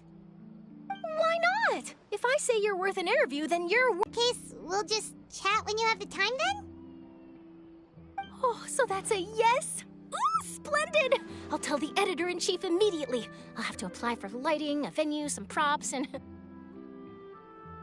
Whew, so much to get done now. Talk to you later. Wait, Charlotte, Paimon's still got a question for you. And what's that? If, just for example, Fontaine were to be flooded tomorrow, what would you do today? Huh, that's the prophecy you're talking about, isn't it? I mean, I do hear about it often, but I've never once thought that the day could be tomorrow. If you're seriously asked and foremost, that means I have a duty to be reporting from the scene. And secondly, I wouldn't forsake my homeland that easily. From what I've seen, most people don't know what they'd do should the worst come to pass. In truth, it might be better just to behave like normal rather than worry over such an end. So in all likelihood, I'd probably still be prepping at the office for that interview of ours. I know what you're thinking. That sounds a bit sad, but I've always believed that it's best to do what you enjoy. Just think about it. If this nation really were to be suddenly destroyed tomorrow, but I still successfully finish an exclusive interview with a truly unique person, then the story I would wind up writing would truly be timeless. And then do you know what I'd do? Well, I'd write that story, send it for printing, and use messenger pigeons to get copies out to the various nations as soon as possible. I'm not a dreamer, nor am I a workaholic, but I do love my job, and I'd be proud of leaving such an article behind. I guess you could say that I was born to be a journalist. But anyway, that's my answer. And on that note, I'll get back to my preparations. That's... And Paimon actually kinda envies her. Anyway, let's go and take a look at the sea, shall we?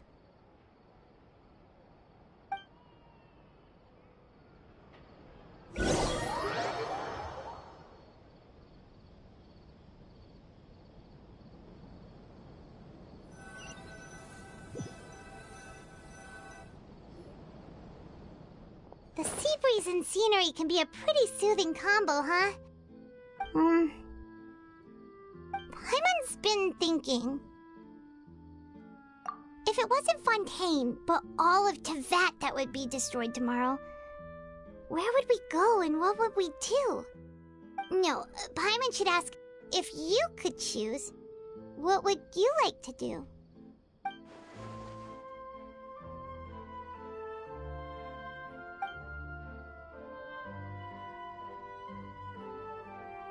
We've always been moving to the next destination, so we haven't spent much time thinking about these kinds of things. We didn't have to either, with us always being on the road and whatnot. You mean, still traveling?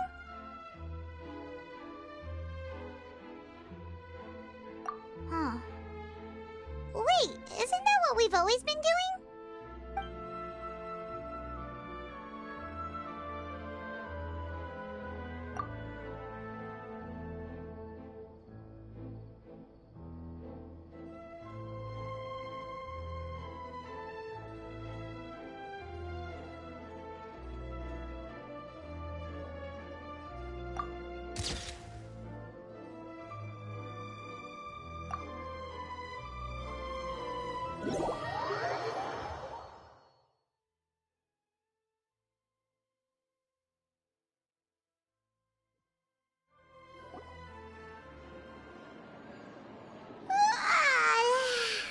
Feels like you'll grow mold if you stay here long enough.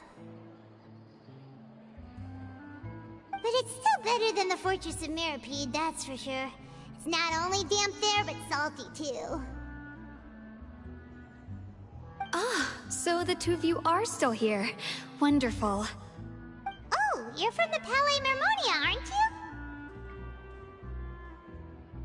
you? Yes, I'm Isadora. Monsieur Nervillat sent me to look for you two before. I heard that afterward you went to the Fortress of Meropide.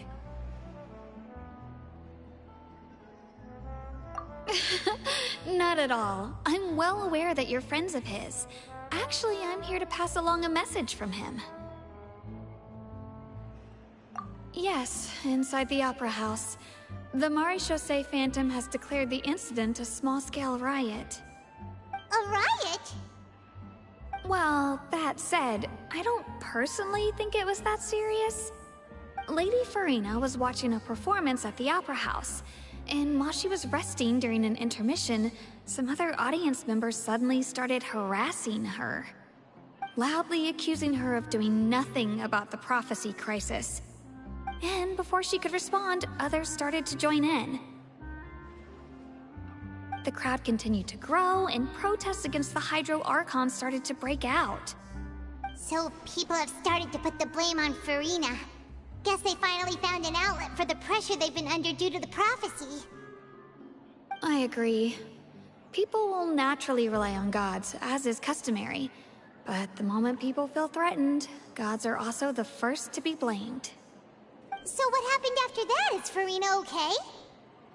Seeing that the situation was spiraling out of control and that further argument was pointless, she claimed that she'd gotten tired of this and left in a hurry.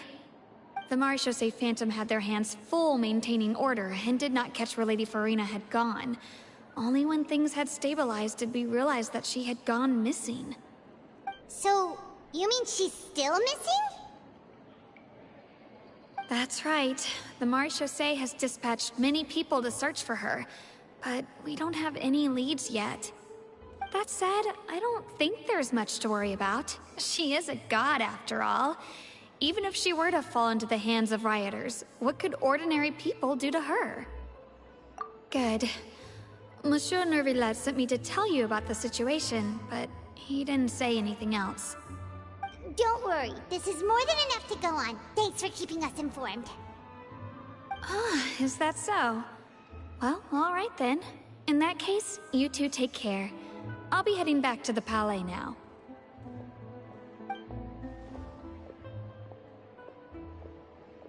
Well, sounds like we should hurry over to Poisson then. If we know Farina, she won't try to fix things in this situation. Instead, she'll look for a place to wait out the heat. And, as we also know, she may be loud and dramatic, but she doesn't have a heart of stone. When Nervillet was talking to her in the Palais Mermonia, and she heard about Poisson, she couldn't hide her sadness and remorse. It would be hard for her to ignore being accused by the public today. Paimon thinks Farina's probably taken the opportunity to slip away to Poisson and try to relieve the sense of guilt that she's feeling. Huh! Well, what do you think?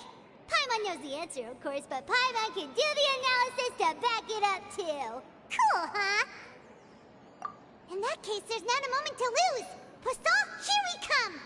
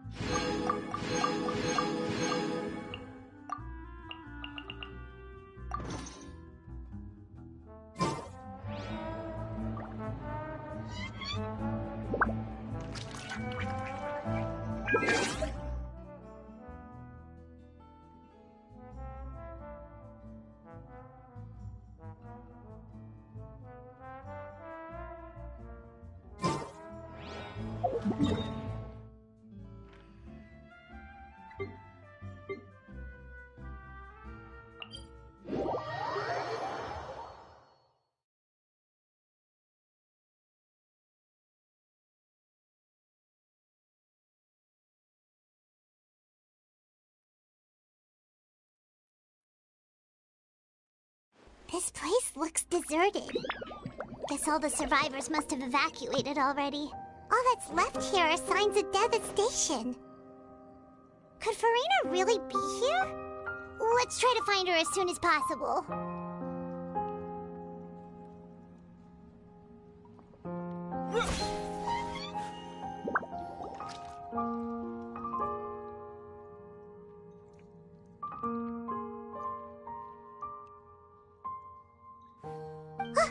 That's Farina, right over there.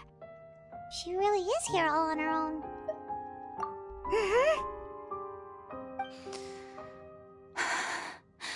Should I just give up? This is all meaningless. What was meant to happen did happen after all. Everyone's dead. I'm sorry.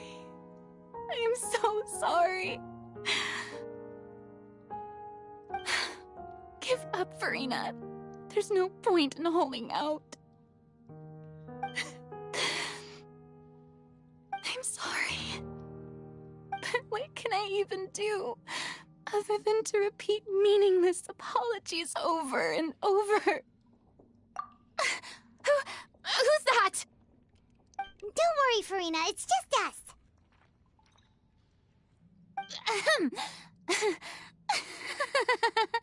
So it is you, blonde traveler from another land.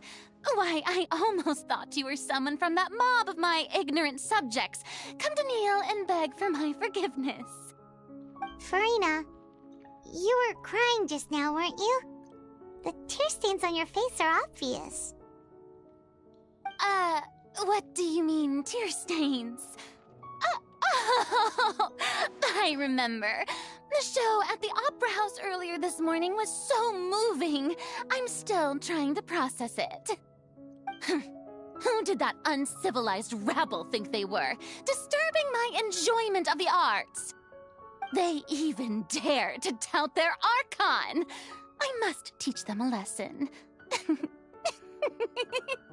I can just imagine their twisted and frustrated faces once they realize that I'm nowhere to be found. Oh, and I'm sure Nouvellette and those people from the Marish Chaussee Phantom are freaking out right next to them, too.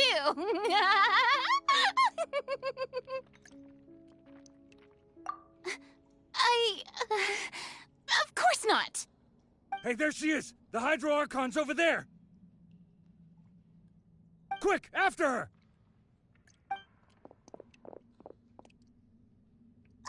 Farina, those people seem to be after you.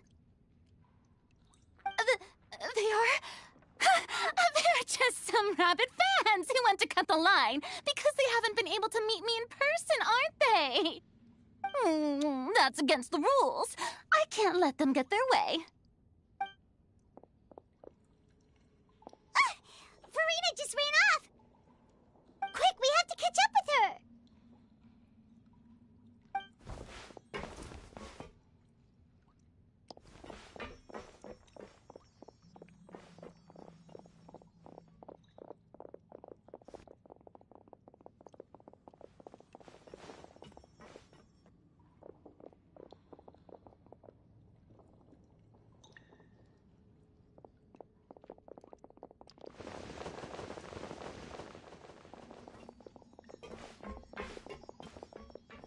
This should be the place, right? Hey, Farina! There's a good hiding spot over here. Quick, come to Paimon before the rest of them catch up to you. What?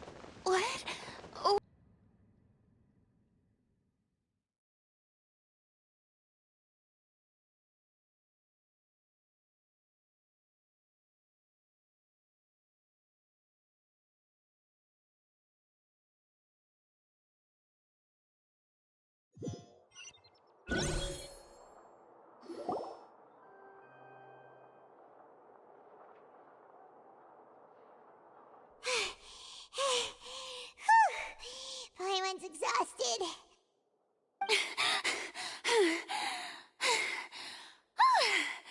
I'm so tired. I totally thought they had caught me. No, I mean, I merely gave in to the sheer enthusiasm they displayed.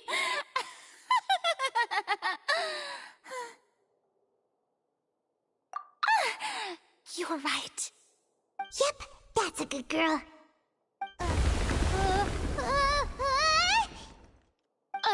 What's happening? The ground's shaking. Is it an earthquake? Yeah, a quake of this kind preceded the flooding in Poisson, didn't it? It can't be. It's happening again. Well, there's no need to worry too much about that. Novelette's made some emergency plans, so the evacuation should go a lot smoother this time. Yeah, I hope you're right. But the people of Poisson, they've already...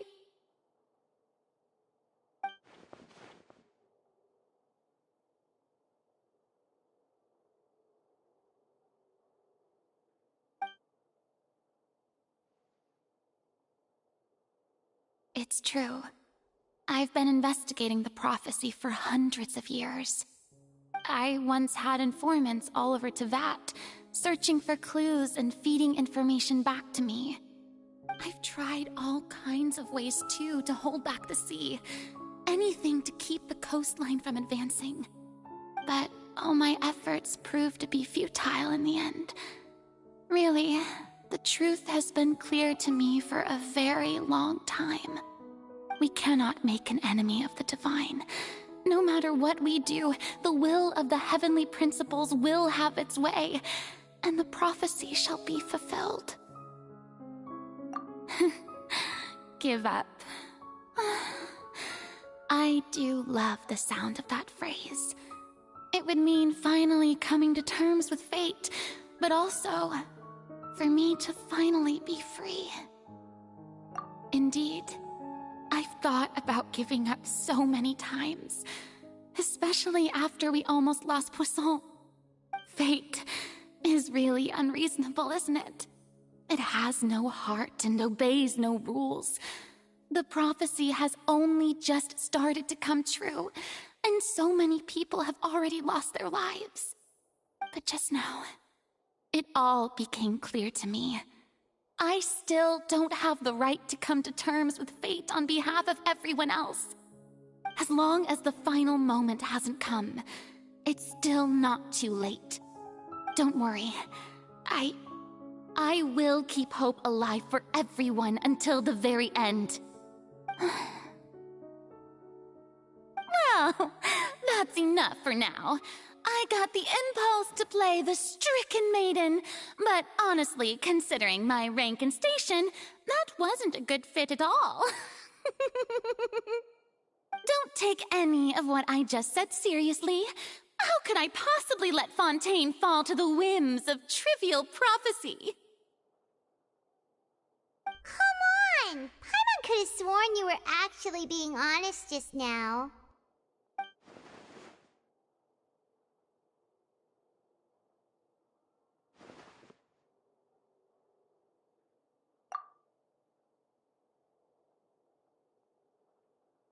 Share my burden.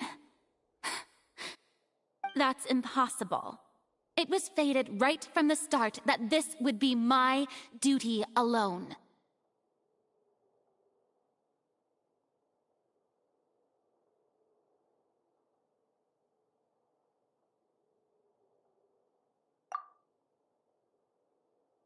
A witness. Yes, I've heard that you came to Teyvat from beyond the stars, yes. In other words, you never belonged here. And if Teyvat is, in its entirety, a show on a stage, then you're just a spectator, aren't you? If that's the case...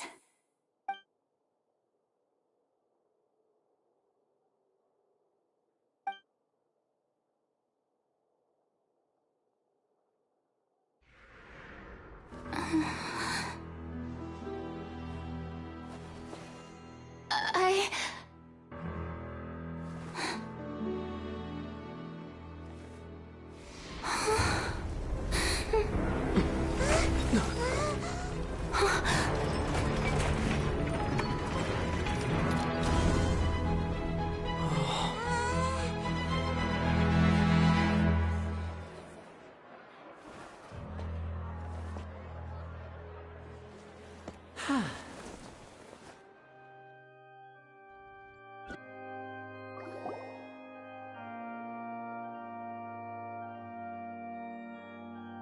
Ladies and gentlemen, this concludes my opening performance.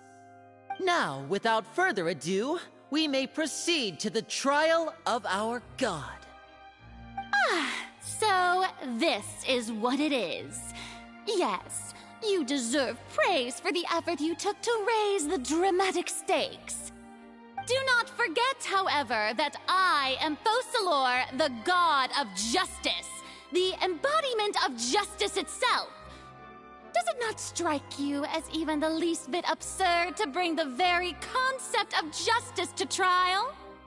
May I interpret these words as your refusal to stand trial? In that case, you will have the opportunity to defend your honor through a duel. You would draw your blade against a god?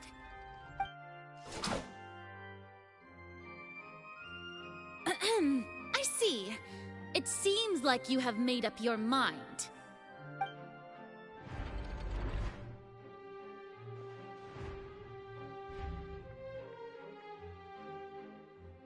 Paimon can't believe it.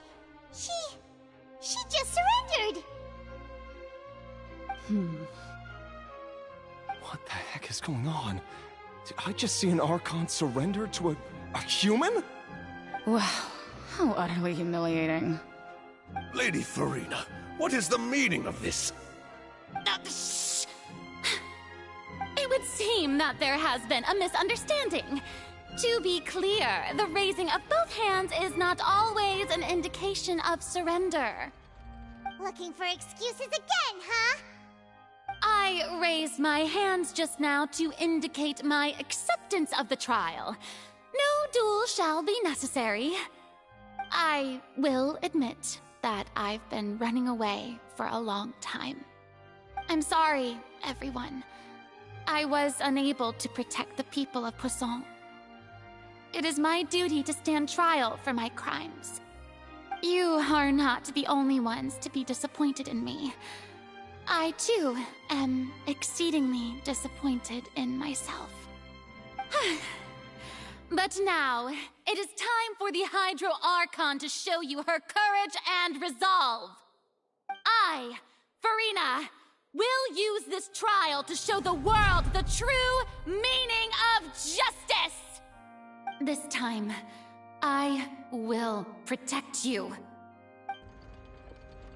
Applaud and rejoice!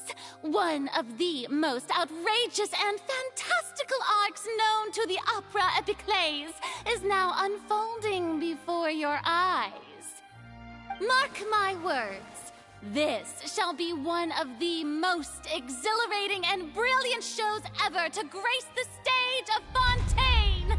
The trial of the Hydro Archon, Focalor, will now begin! Woohoo! Oh, now we're making history! Why does it feel like Farina just took over the whole thing? Like, come on! Didn't she just get forced to stand trial for her crimes? Also, even though she's still acting super dramatic, she is taking this seriously this time, right? All right, then. Who will be my opponent in this trial? The court asks the prosecutor to please take the stand. Is that so? Very well. Then please speak, witness of Tivat, my accuser and fated opponent.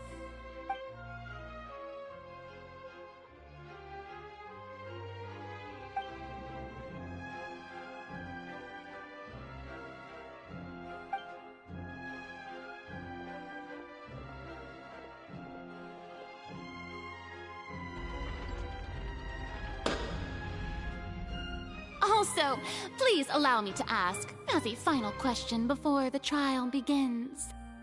Just how much work did you do to force me onto this stage? Well, we did do a lot of prep after the meeting that day.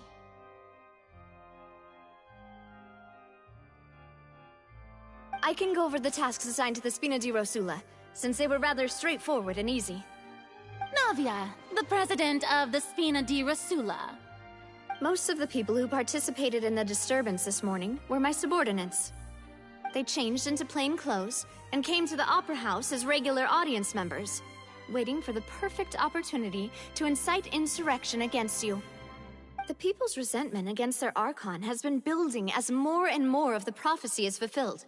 A spark was all we needed to turn smoldering anger into a flame. Moreover, according to our understanding and analysis of you, when something like that occurred, you would likely flee the scene and head to Poisson by yourself. So, we arranged for a second group to lie in wait there. So, you mean... the ones who scoured the settlement for me were also from the Spina? And their goal was to force you to step into the giant magic box so you may personally participate in the greatest magic performance in all of Fontanian history. That's right. That house was a magic box, rather than someone's residence. As the super ultimate version of the setup that I used when I first performed at the Opera Epiclese, the volume of the box was increased by a whole order of magnitude, and the distance it traversed was the entire gap between Poisson and Areneas. Its cargo, of course, was an Archon instead of a human. My thanks, Farina. Without your help, we could never have pulled off such an extraordinary performance. You're welcome? Of course, this performance was only made possible with Father's support. The House of the Hearth spent a massive amount of labor in Mora to pull this off. We had to select a location, construct the giant magic box, dig a tunnel, and open up a path through the water. It was a lot of work for all of us. So, in other words, the earthquake that we felt within the giant magic box was just a normal tremor from the transportation of the whole house? That's right. It wasn't a sign of another disaster to come.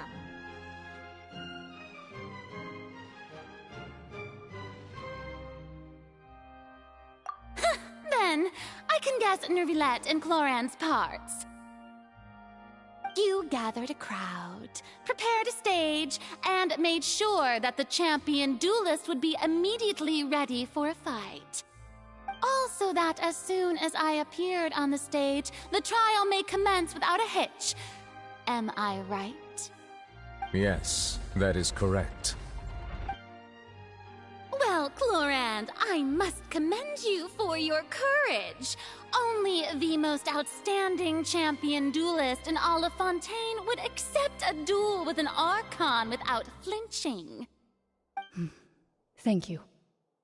As for you, Traveler, I suppose your role was to keep me distracted with conversation once you found me in Poisson. You'd make sure that I didn't notice anything amiss before revealing yourself as my prosecutor once we'd arrived onto the stage. Oh?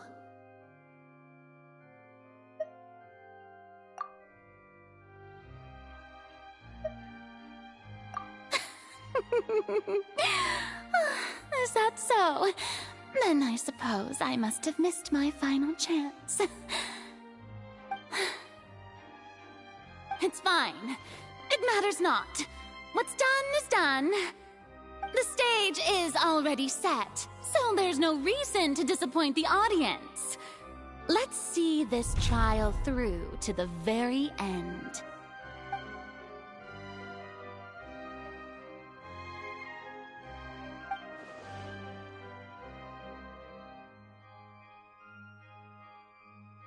Sir Prosecutor, please allow me to pass this along.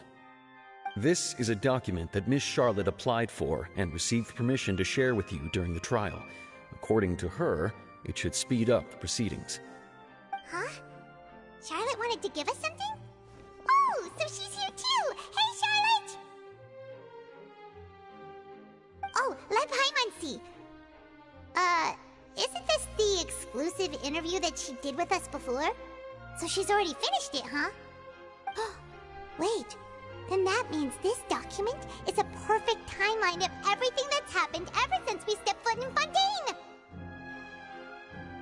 So in other words, we can refer to this anthology of evidence evidence every time we want to use something from our journey as evidence for an argument.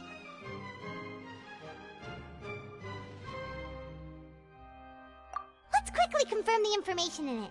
Just think of it as a refresher, alright? You defeated the Hydro Archon in the very first duels you took part in at the Opera House. This is the words of someone as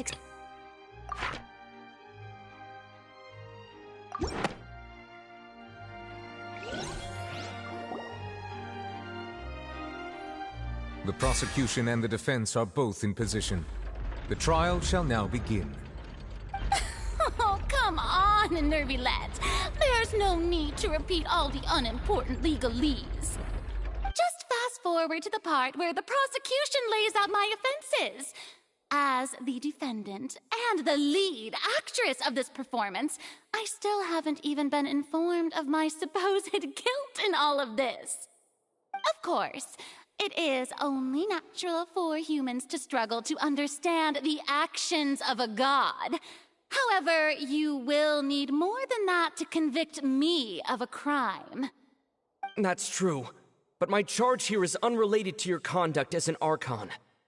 Instead, I would like to charge you as a fraud who's never been the Archon in the first place. Wait, what was that? Lady Farina's a fraud? Hey, I came here thinking that we were going to try the Hydro Archon for forsaking her duty, but did I hear that right? She's not our Archon at all? Charge accepted. Lady Farina, do you plead guilty to the charge?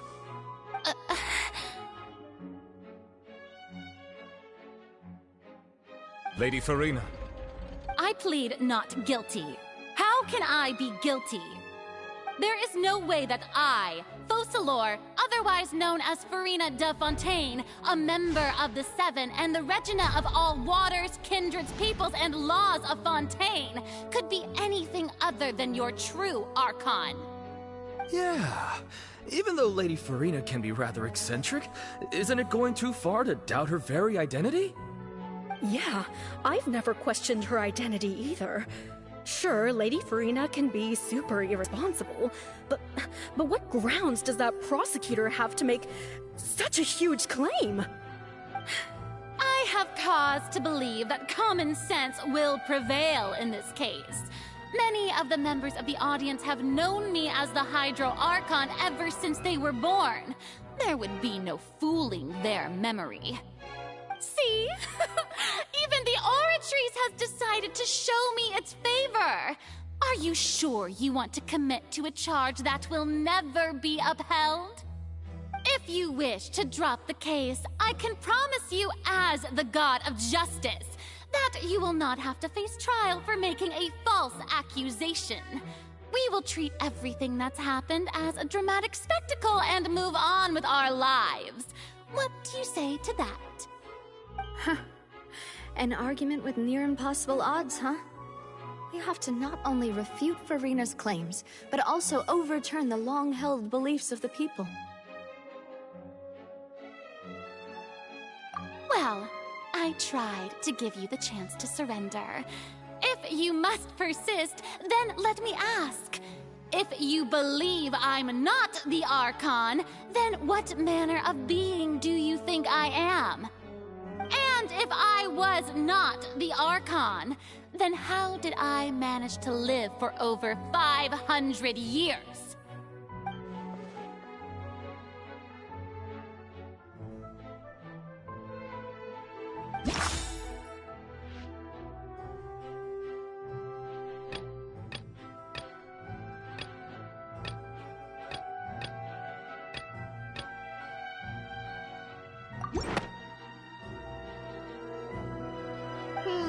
That doesn't sound right.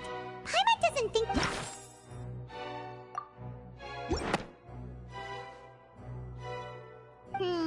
that doesn't sound right. Paimon doesn't...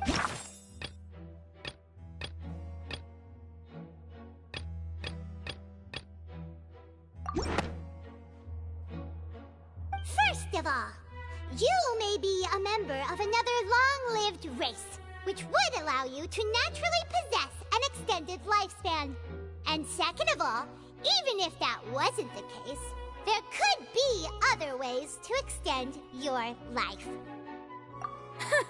Who gave you that idea? Was it the knave? You'd sink so low as to use a harbinger's words against me. A curse? I once thought it possible that the aura of an Archon might naturally resemble a type of curse. But in light of this claim, perhaps what I sensed was not your divinity, but a curse after all. You sensed it too, huh, Nervalet? Lady Farina is actually a human? Well, it is true that it's extremely difficult to tell humans and gods apart just by looking at them. It's not impossible.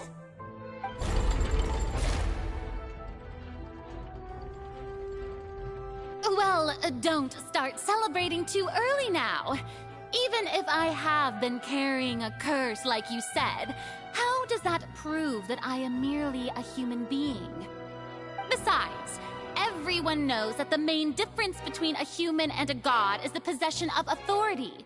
Gods can do what humans cannot. That's why they're worshipped as gods. For centuries, manifestations of my authority have served the nation of Fontaine.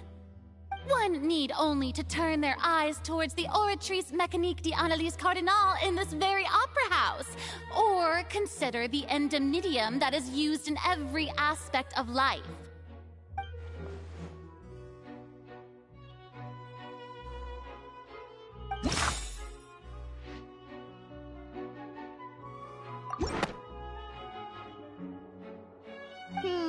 That doesn't sound right. You tried to reference the Oratrice, but weren't you as confused as all the rest of us when the Oratrice declared Child to be guilty without any proof? Otherwise, you should have come up with a good explanation for that by now. Didn't I make myself clear at the time? The decisions of the gods are naturally difficult for humans to comprehend. There is no need to provide an explanation. Lady Farina, I believe a reminder of your current circumstances is in order. While the court is in session, the principles of justice and the law must come before all else. While you are an Archon, you are also first and foremost the defendant in this trial. You will prove yourself unable to defend against the prosecution's charges if you continue to withhold vital information against the rules of the court. I never thought you'd use that kind of rhetoric against me. That was no trick of rhetoric, Lady Farina. I've merely reiterated the rules of the court. Rules that all should respect and follow. So, you neither knew why Child was declared guilty, nor did you understand the structure and operations of the Oratrice. Instead of having been created by you, the manifestations of authority you mentioned have been made by the real Hydro Archon, haven't they? The real Hydro Archon? Well, now you're really losing me. It is true that I did not know why the Oratrice gave out a guilty verdict that day. But the Oratrice handed out that verdict unilaterally, and it has been operating independently ever since it was first created. You can't argue that just because a divine creation is flawed, that the god behind it must also be no god at all. She's still throwing out all kinds of excuses. Seems like she's confident that we won't be able to produce proof that she has no power over the Oratrice. My power as an Archon. There are many ordinary citizens in the audience. How can I just carelessly demonstrate the formidable power of an Archon? If that poses a concern, I'm prepared to extend my protection to the audience. You don't need to go that far. Aren't you the Hydro Archon? Or is it that you can't even wield the power of Hydro, much less the authority of a god? Indemnitium! Yes! It's all because of Indemnitium! all Archons derive their power from the faith of the people, and I've converted the people's faith in justice into indemnitium. Thus did I give up all of my divine power to provide everyone with energy for their daily lives. Have you ever seen a more magnanimous god? Isn't that a huge stretch? Yeah, no matter how generous an Archon can be, how could they give up all their power? Can a god with no power even still be called a god? It seems like nobody's buying Furina's excuse. Hey, come now, everyone. Please don't stare at me as if I was a liar. I'm still the same Furina you knew, right? The one that you loved. Shouldn't you want to believe in me? Please? You've got to believe me. If what the prosecutor said is true, she really has committed a grave offense. Did she deceive all of us? And all of our parents and grandparents too? And all of our ancestors? Ever since they were born? Enough! That's enough. Tell me then, if I'm not the real Hydro Archon, then who is? If you have no evidence of another Hydro Archon's existence, nor can you find anyone who can back up their claim to be such, then what grounds have you to say that I'm not actually the real deal? Wow, she came up with yet another argument. How can we refute her now? Seems like she really doesn't want to give up.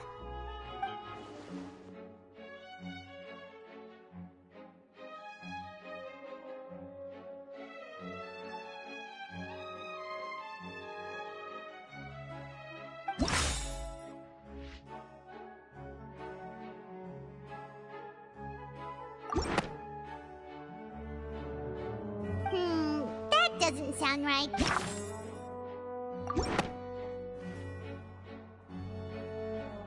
It has been established that all Fontanians can dissolve in water from the primordial sea. And that means... Since you insist on claiming to be a god and not a human, then there's a method that you can use right here and now to eliminate all suspicions of you being the latter. Miss Navia, please apply to serve as a temporary attorney for the prosecution before addressing the court. Though you act in partnership with the prosecutor, you must still adhere to proper procedure. Super sorry, Monsieur Chief Justice. I swear this really will be the last time that I'll speak out of turn. Now, I've brought some seawater from Poisson. As everyone knows, a massive flood struck the area not long ago, taking many lives, including those of some of my closest friends. So, Miss Furina, would you dare to touch some of this seawater? If we are to believe that you are indeed the real Hydro Archon, touching this seawater would have no effect on you. All it should do is strengthen your case. But if you don't dare to touch it, then we would have basically proved the reverse. Oh, and I must remind you that after the disaster at Poisson, nobody wants to see any more people dissolve. I do hope you'll act prudently and choose the simpler path of admitting guilt. Navia from the Spina di Rosula. The Spina has governed Poisson for many years. I guess her suggestion is valid. If Lady Furina is indeed just a human, she's probably Fontanian like all the rest of us. Would she really dare to try?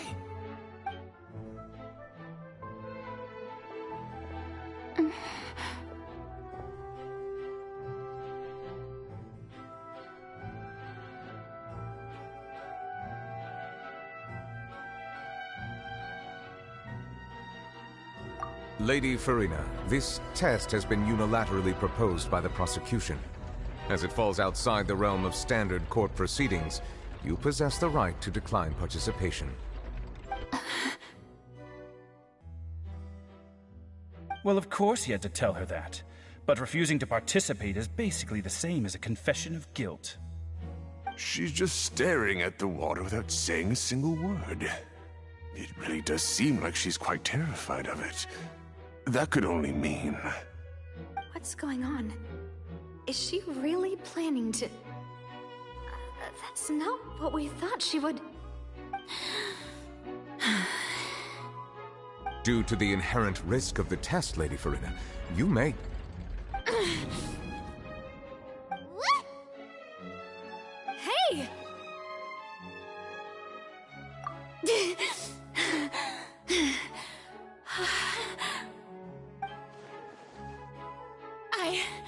I'm fine! Look at me, everyone! My hand is still here! I haven't been dissolved! Will you believe me now? I really am your Archon! I'm nothing like a normal human who would fall apart as soon as they touch this water! Really, was this not the most obvious thing in the world? Miss Siegewing? If you are present, Miss Siegewing, please come forward and attend to the defendant. Siegewing? Don't be nervous. It'll just take a few seconds. Let me see. That should be enough. Please announce the results of your evaluation to the court, Miss Siegewing. As everyone doubtlessly saw, Miss Farina was displaying symptoms of hyperventilation and flushed skin. These indicate that she was experiencing the adverse effects of exposure to primordial seawater. The extent to which she was affected is the same as other humans when exposed to primordial seawater of a similar concentration. Thank you, Miss Siegewing. Lady Farina, you may return to the defendant's stand. Oh, wait. What did she just say? I didn't get dissolved! Shouldn't that be enough to prove my innocence? Well, considering your tendency to run from your problems, we did originally prepare a direct sample of the seawater around Poisson. However, after extensive discussion, we exchanged it for a sample that is not concentrated enough to dissolve an actual human. After all, on the off chance that something entirely unexpected might occur, we don't want anyone else to lose their life to the sea.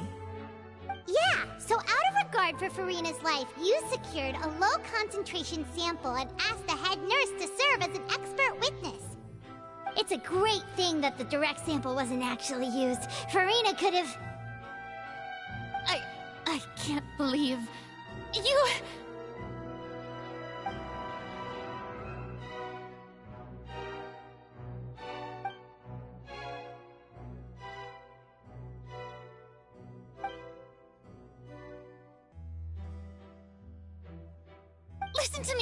Listen to me, everyone! Please don't give me such cold and disdainful looks!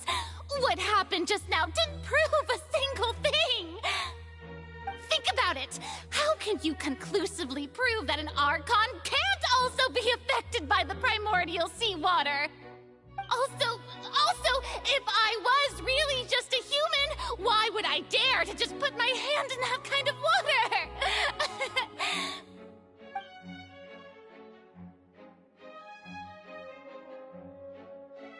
Please, anyone, just listen to me! I swear, I really am your Archon!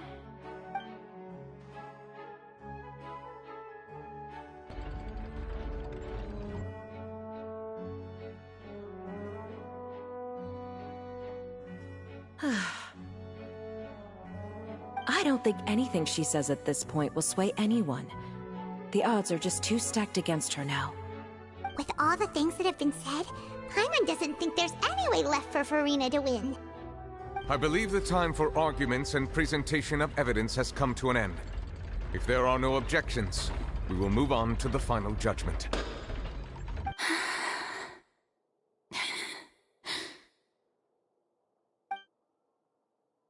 I don't think anything she says at this point will sway anyone. She's too stacked against her now.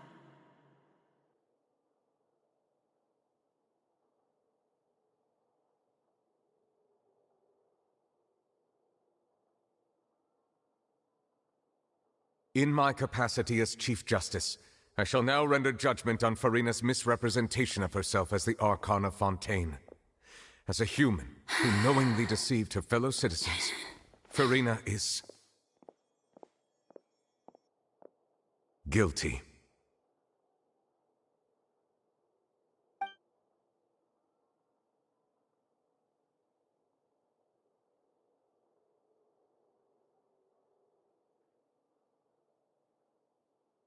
We shall now turn to the Oratrice Mécanique d'Analyse Cardinale to render the final verdict on the charges.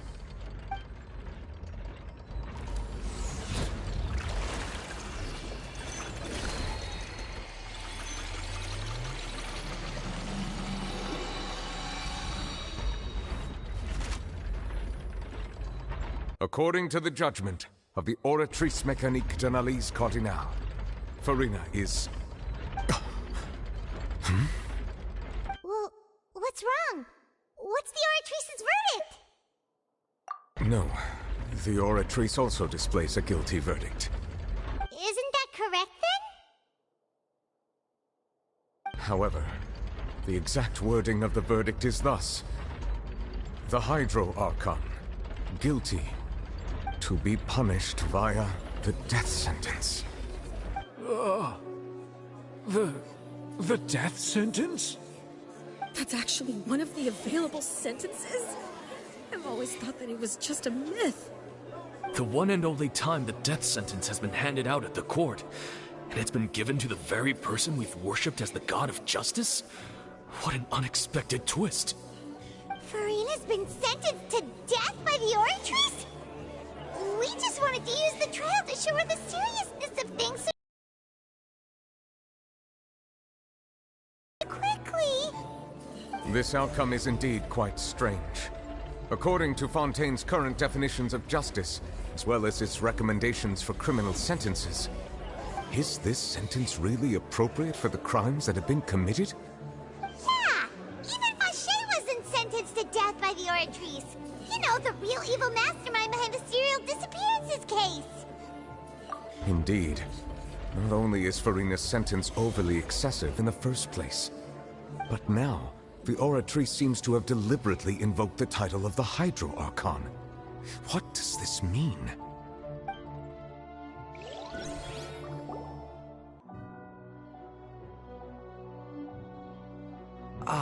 Excuse me, if I may interrupt. Is the trial still going? Fremine! Oh, you finally made it. I assume this means you've completed your mission? Mm-hmm. Any mission Father assigns to me will always be top priority.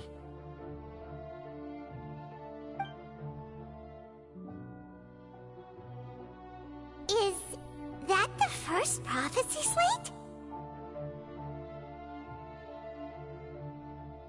Huh. So the knave privately arranged for Fremine to try and find the missing slate. I looked everywhere and finally found it at the bottom of the sea. It took me a long time to get around some dangerous stretches of water. But has the trial already concluded? Then doesn't that mean I've come too late? Oh no. Father will be disappointed in me. Thank you for your hard work, Mr. Fremine. Please allow me to review the record left on the slate. Traveler, I believe that you have already seen the other existing slates, and would like you to come here and confirm their contents.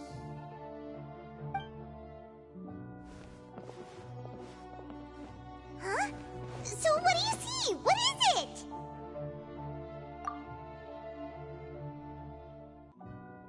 I believe I have now made sense of the Hydro Archon's crime. It has to do with Fontaine's lost history. Huh? Isn't the Hydro Archon just guilty of deceiving her people? Oh, wait, no, that's Farina, and we've already proven that she's not the Hydro Archon. So when you say Hydro Archon, do you mean the real Hydro Archon we've been kinda talking about? In truth, everything that you've encountered in Fontaine up until this point can be traced back to the contents of these stone slates. However, I'm uncertain as to how much sense they currently make to you. Okay, let's try to recall the contents of the other 3 stone slates. Paimon will do her best to help you remember.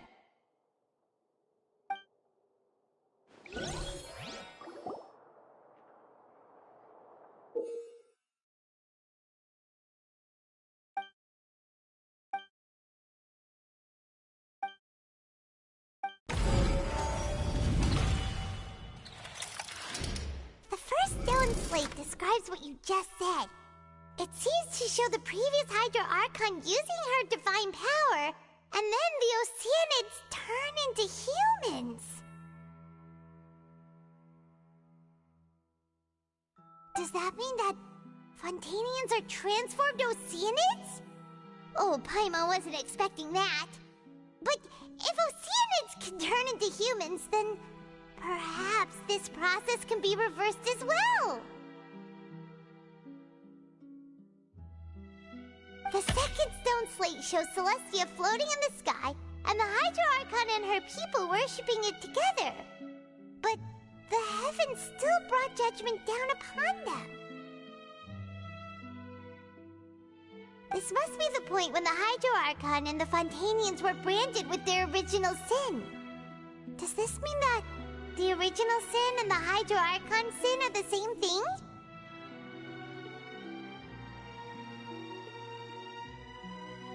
The third slate shows the Hydro Archon sinking into the sea surrounded by many people.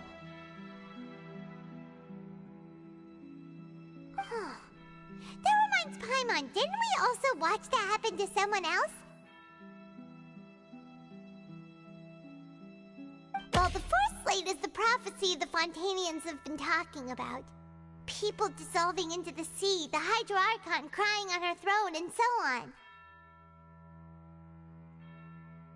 We didn't believe that such a crazy disaster could happen at first, did we? But after that incident, it was just a question of when and not if.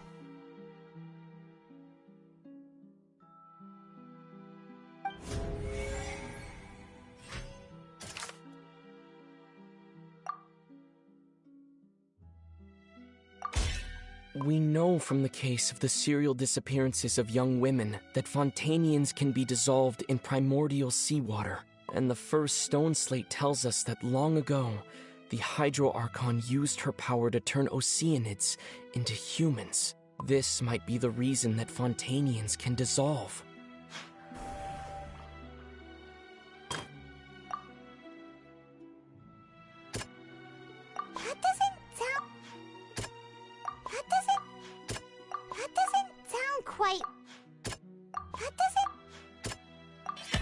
Perhaps what is about to take place has all happened before. The true sin of the Hydro Archon that Nervalette mentioned, and the original sin cast down on the people of Fontaine by Celestia, as recorded on the stone slates.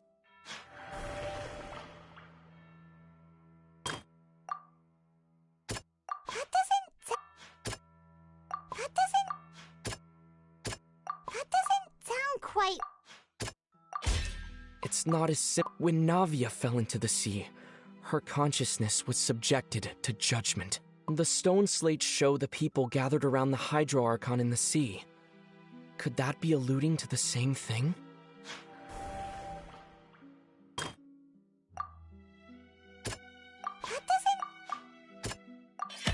The prophecy, the fortress of Meropide was nearly flooded with primordial seawater, which we know can cause Fontanians to dissolve.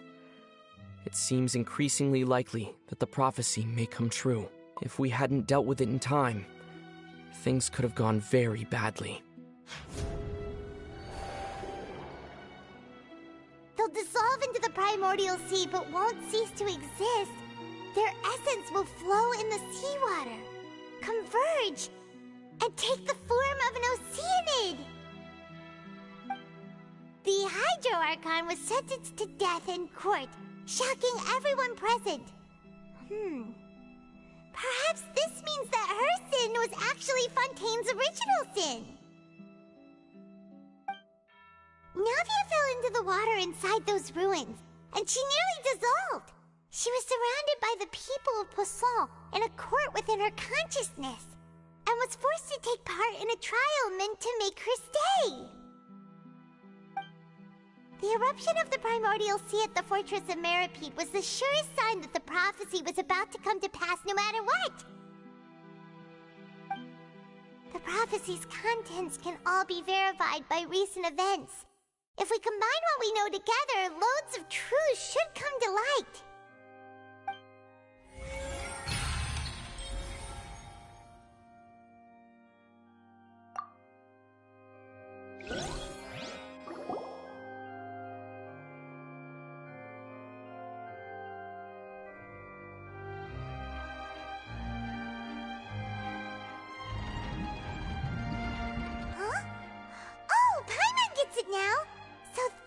you can make sense of it.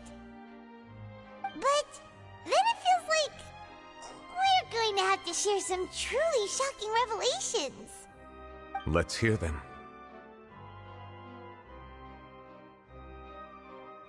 Incredible.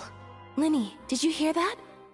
We're not real humans. All Fontanians were originally created by the late previous Hydro Archon, with Oceanids as their basis. The evidence for that can be found in how only Fontanians could dissolve in primordial seawater, and how all the girls Vacher dissolved were also turned into Oceanids. Oh, and according to Navia, when she was about to get dissolved, she also saw everyone gathered around for a trial, all of them in the shape of Oceanids. Indeed. Yeah, and it follows from the content of the first slate that she probably angered Celestia by creating humans without prior permission. That could also explain why the Oratrice judged the Hydro Archon to be guilty. It's to account for that ancient sin. The Hydro Archon's true sin was creating us? And yet, after many hundreds of years, the Hydro Archon's creations have turned around to try to judge the Archon within the Opera Epiclese. The twists of history are often the most unexpected of all. Yeah, isn't the image here just like when Navia fell into the sea? So wouldn't it be trying to show the image of the Hydro Archon also falling into the sea once the prophecy has been fulfilled in the fourth slate? In the end, the people will all be dissolved into the waters, and only the Hydro Archon will remain weeping on her throne. Only then will the sins of the people of Fontaine be washed away. Did Paimon get all that right? You've made some keen deductions. I must say, given how much you still don't know, it is impressive that you've already managed to connect so many pieces of the truth. However, while you were able to decode all the information on the slates, they've also been etched with an additional layer of hidden information using a different power source. When we were at the ruins, I tried to decipher the hidden information recorded in the slates. But since we only had 3 slates at the time, I was unable to come to a full conclusion. Now that the slate collection is complete, I shall make another attempt to decipher the narrative recorded within. If everything goes well, we should finally be informed of the unadulterated truth.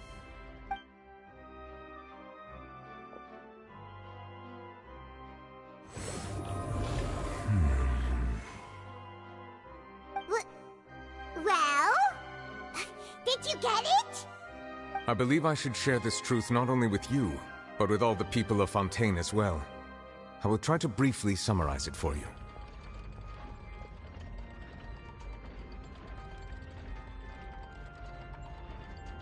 Your hypotheses regarding the origin of Fontanians and the sin of the Hydro Archon were both correct.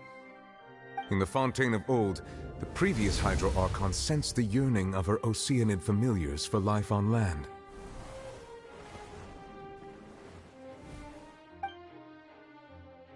The Oceanids were enamored with the beauty and romanticism of human beings, and wishing to have those experiences for themselves, expressed to the Hydro Archon their desire to become of a similar kind. However, even though water as an element is intricately linked with the power of life, the Hydro Archon, as one of the 7, did not possess the authority to create a new form of human life. Not one to give in, she eventually found a way to create permanent humanoid bodies for her familiars by appropriating the power of this planet's primordial sea. She poured primordial seawater into the Oceanids' blood vessels, creating humanoid mimics in the process. But if Fontanians were to ever come into direct contact with water from the primordial sea, the power within their bodies would escape these artificial restraints and return to the sea. As a result, their forms would collapse, and they would be reverted to their original forms as Oceanids. Of course, the Hydro Archon never received permission from the heavenly principles to create a new human race. And thus, The Hydro Archon and all of her creations came to shoulder the original sin of appropriating the power of the primordial sea. That is the true history of how the people of Fontaine first came into being. So we were all Oceanids before we turned into human beings? That's way too much information for me. I think I'm just going to pretend that I never heard a single thing.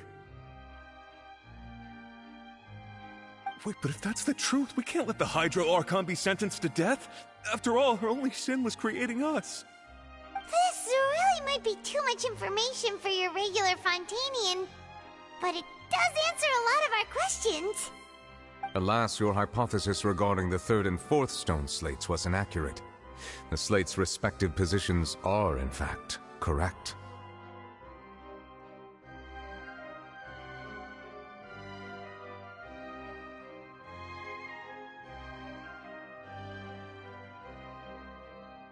A key point of the visual on the third slate is how all the individuals depicted in the water are humans rather than Oceanids. They have not been dissolved, which implies that the water depicted in this slate is not water from the primordial sea. The nation of Fontaine is the nation of Hydro, as well as the nation of trials and justice. Instead of being the literal element, the water in the scene symbolizes judgment and justice. You may also recall Navia's experience. When she fell into the sea, her consciousness was surrounded by that of many others who intended to hold a trial to determine her fate. Therefore, the meaning of the third slate is that the people of Fontaine shall try the Hydro Archon at the court of justice. Yes, it refers to our present situation. I think I'm following now. So, what you're saying is, even though we decided to put on this trial to avoid fulfilling the prophecy, in truth, everything we've done has happened exactly as the prophecy foretold. So now, it seems, we're the ones making sure it comes true. What should we do?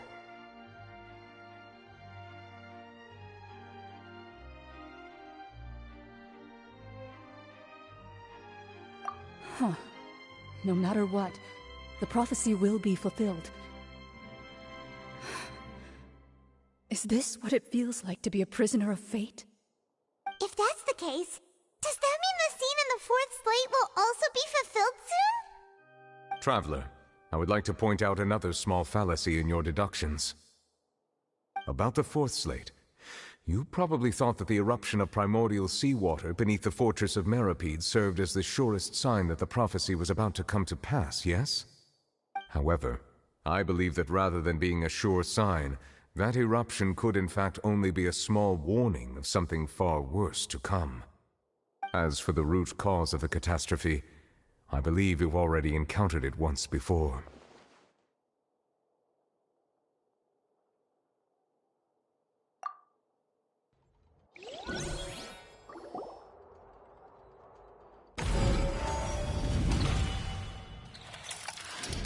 This eruption was just a small warning of the things to come.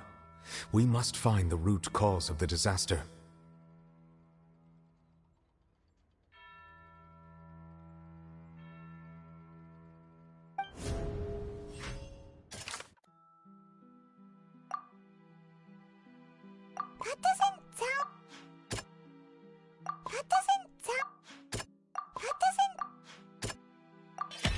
It was both dream and reality. If we're talking about a true culprit, that could only be that thing inside the primordial sea, right? The truth, the original sin, the trial, and the root cause of the disaster.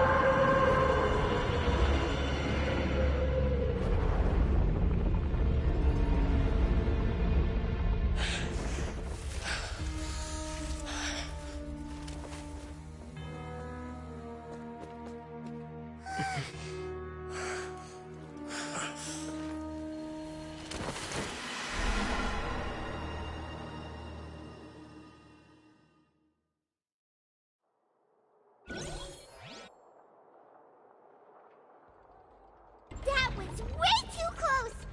How did that thing just burst into the Opera House? Wait, was that the huge whale you saw in your dream? So we've met it at last. I understand very well why it has chosen to make an appearance here.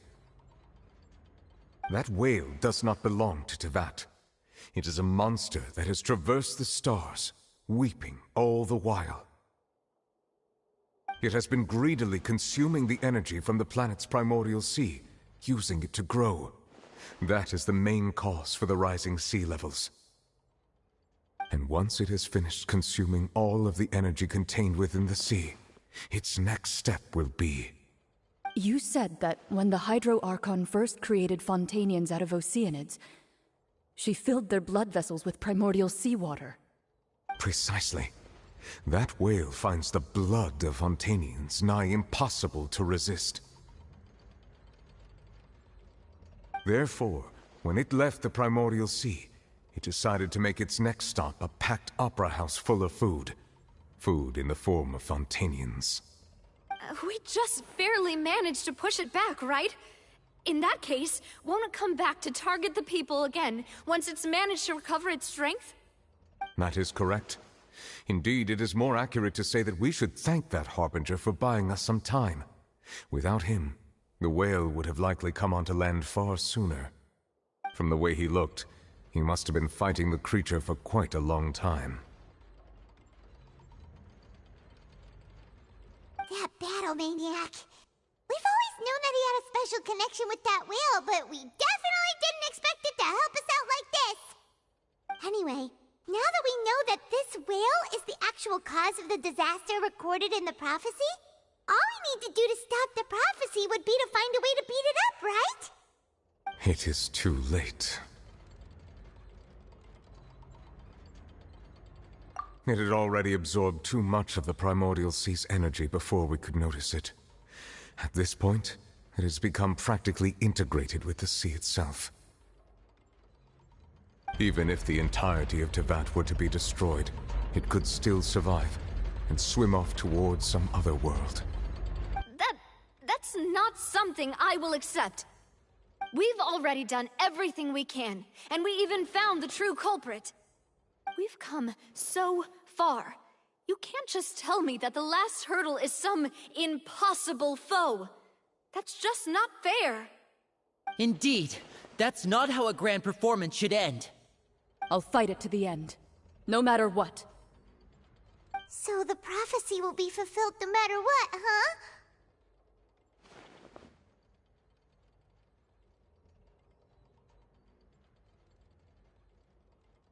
The prophecy. Yes, what has been prophesied will be fulfilled.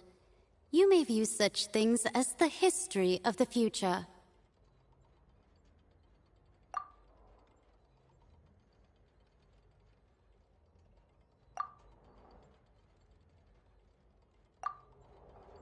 Just as prophecies are usually only the future as seen from the perspectives of the gods, could things be happening in hidden corners where the god's gaze does not fall?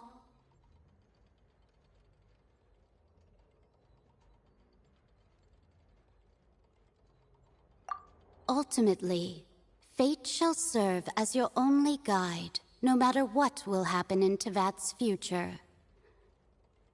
All you need to do is to play your part.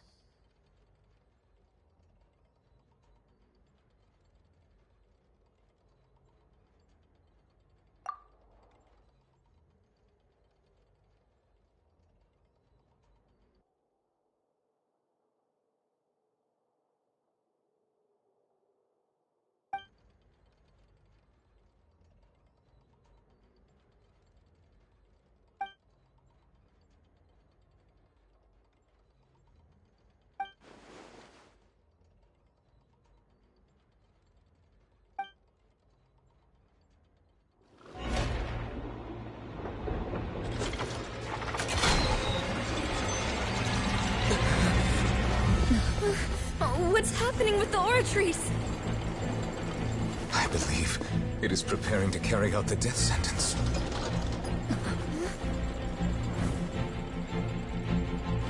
For Furina!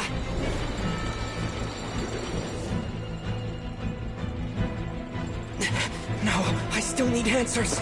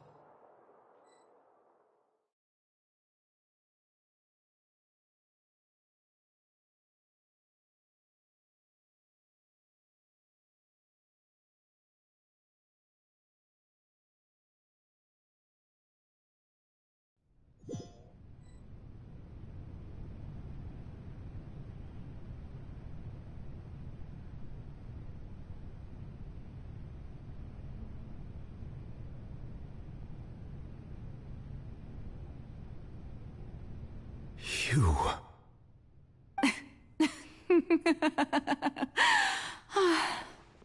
Sorry. That shocked expression on your face is just too amusing. I couldn't help myself. You are not Furina. Who are you? Ah, the sweet sound of bewilderment. Marvelous. A sure sign that my attempt to deceive everyone was a resounding success. But to answer your question, I am Focalor. You know, the god. Focalor? Why did you deceive us? Oh, that wasn't my goal, of course. Goodness, no. But I had to fool everyone else too, if I was to stand any chance of deceiving the heavenly principles. Deceiving the heavenly principles? It's all because of that pernicious prophecy. Dreadful, wasn't it? Everyone doomed to dissolve. Fontaine condemned to be flooded. One was not amused. In fact, one was positively bemused when that problem was thrust upon me by my dearest predecessor. That's the former Hydro Archon Egeria, for the uninitiated. It hardly gets more disastrous than a preordained national catastrophe, now does it? She knew full well that the prophecy would surely come to pass. And as one of the seven, she also knew full well that one defies the heavenly principles at one's peril. So yes, as you have no doubt surmised, it was a rather impossible situation that I found myself in. I spent a terribly long time mulling it over, alone on the ocean floor. And I was almost growing barnacles by the time I finally realized there was only one possible solution to this confounding.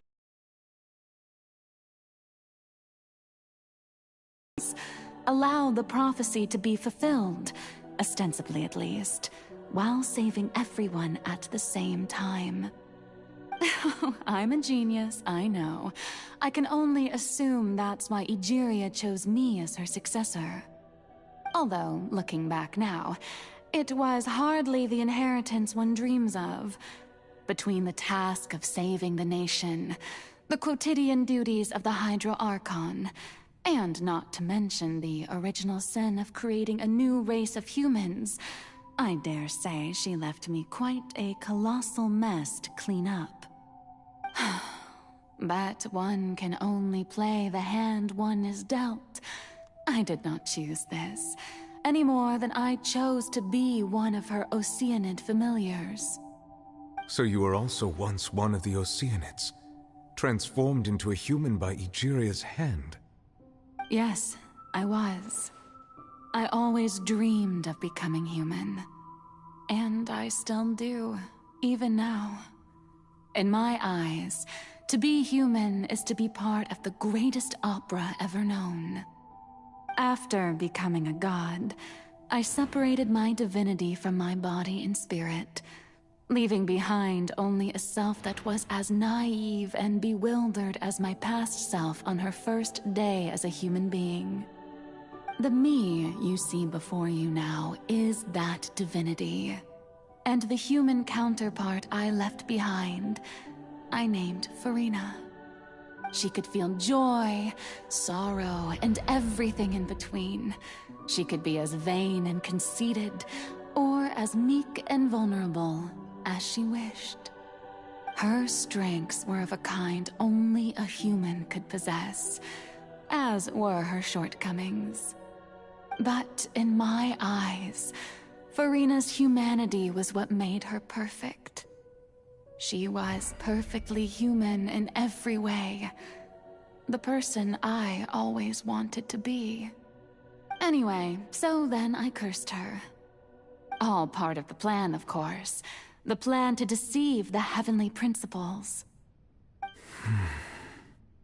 Do you still remember the final scene of the prophecy? The Hydra Archon, alone, weeping on her throne.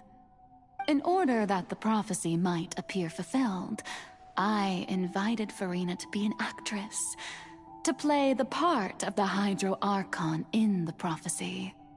Under the curse I placed on her, so long as I, Focalor's divinity, continued to exist, she could not die. But nor was she free to live her life in the pursuit of happiness. Instead, she was forced to take the stage in the opera house, to embrace the role of leading lady, to forever play the part of the god from the prophecy, all to create a deceitful appearance of that prophecy coming to pass. I suppose now you probably understand why your court is called the Opera Epiclese. But Farina is only human, isn't she? Even though she has had a long life, her mind is no stronger than that of any other ordinary human being. I cannot begin to fathom what she has had to endure.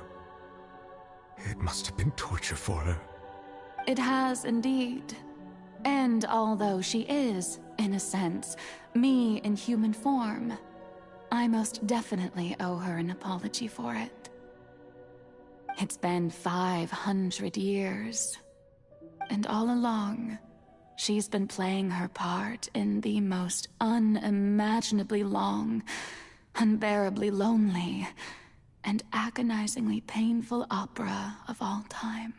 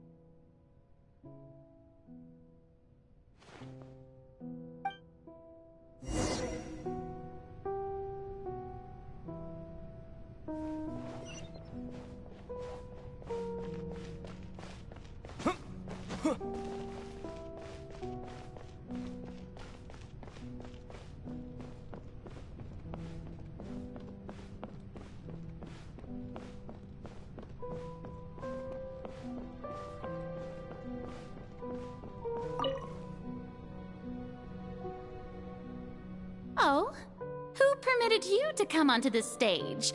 Now, I understand your admiration for my august self, but I must ask you to keep to the rules.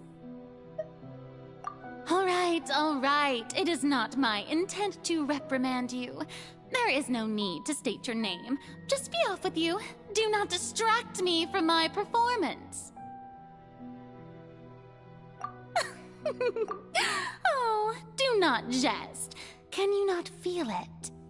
I am Focalor. The eyes of countless Fontanians are upon me. I must, at all times, display the utmost elegance and nobility.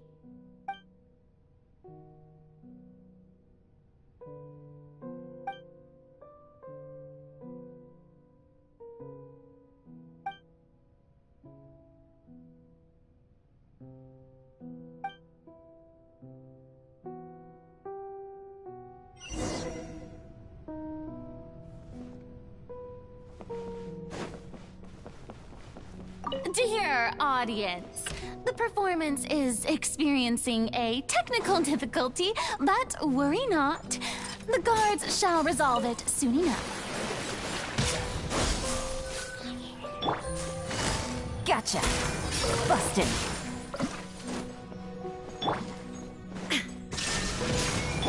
Leave it all to me.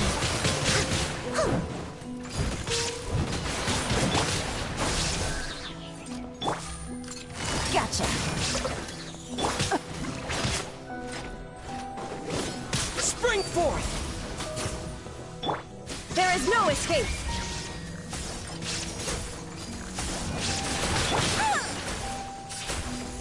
Steady as stone.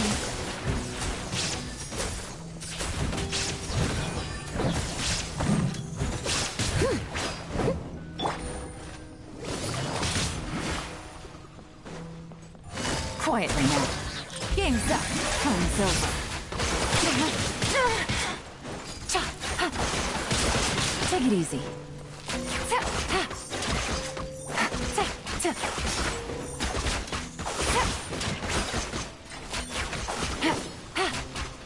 Take it easy. Busted. Gotcha. Illusion shattered. I must leave no stone. Time to clean up.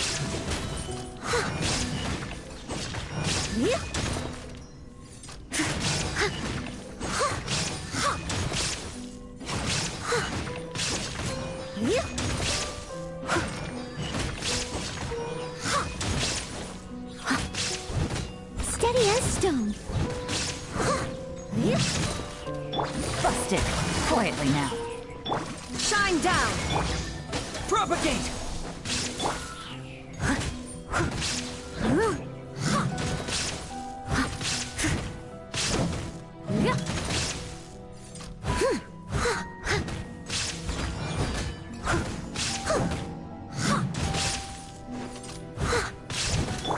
There is no escape.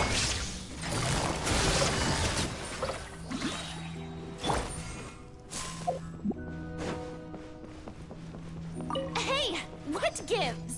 The audience is still watching me, you know. Guards? Wait, where are the guards? Guards! On to oblivion.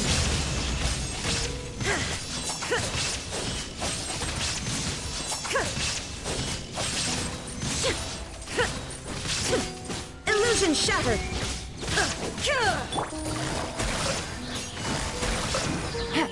Things are about to get dicey.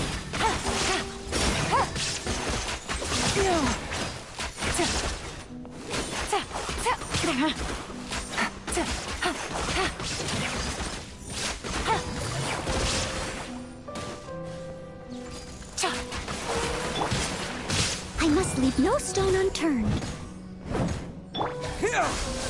There is no escape, as a dutiful maid would.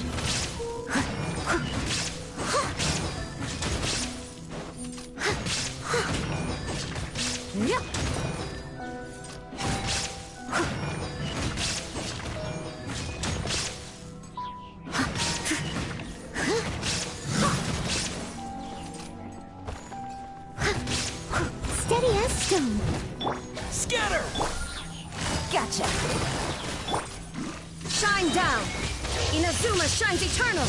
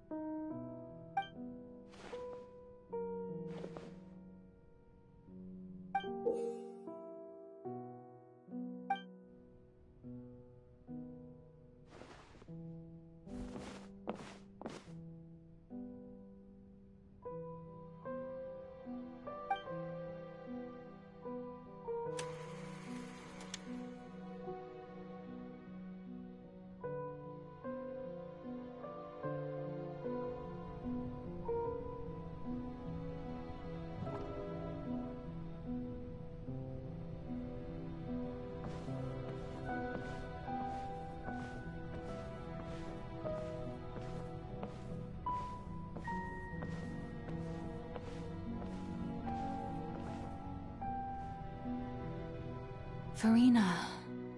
Furina. Huh? Who's that? Who's calling me?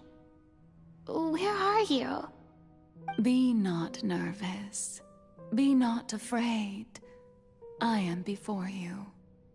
Wait a moment. You're near me? How can this be?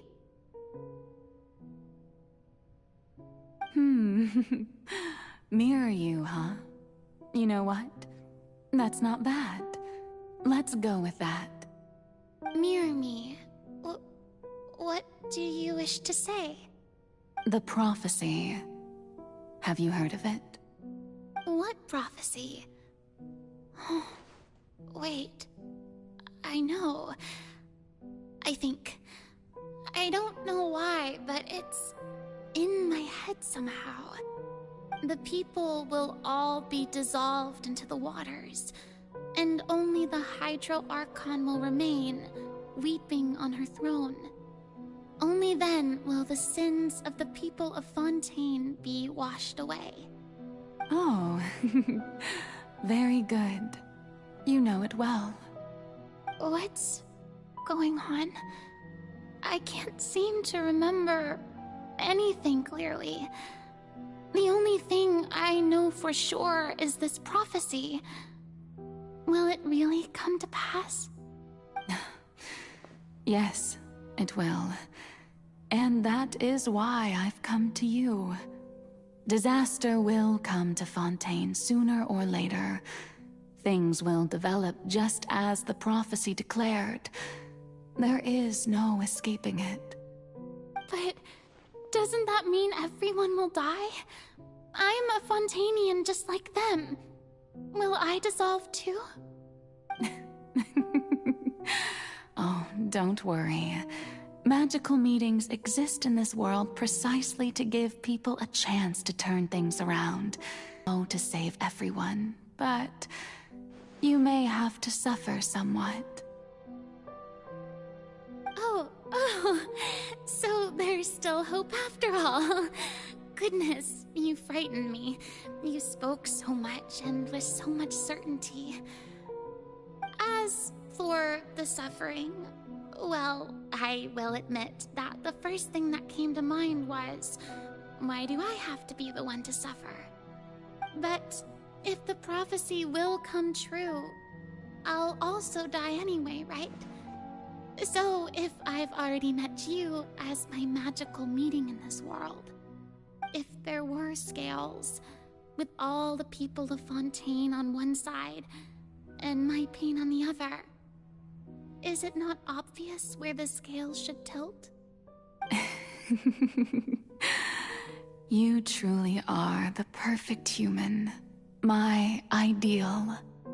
I suppose this would also be the justice that belongs to you. Huh? Don't worry, it's nothing. Listen well. Fontaine has just lost its Hydro Archon. I need you to play a role. That of the new Archon. Play as a god? That's right. You must begin a never-ending masquerade. You must never let anyone suspect your identity. If you can keep it up, then I shall have my way of defying this prophecy. But should your identity be revealed, then all hope will be lost. But how will I do this? A human assuming the role of a god without being exposed. Don't worry. What you must do is not to turn yourself into a real god. You simply need to play the role of a god as humans imagine them to be. Being a human yourself, I'm sure you already know what such an entity would be like. Remember, your true challenge will not be pursuing divinity, but contending against humanity. I'm still not sure I understand, but I'll try. I'll try to do this. So, how long am I going to have to play this role? To accomplish this mission, you will have to stay on the stage for many, many years. You will endure and not grow old until your task ends. But I promise you, all will eventually end in a magnificent and dramatic trial, and everyone will be saved. A trial? Huh. How exciting. I'll be looking forward to it.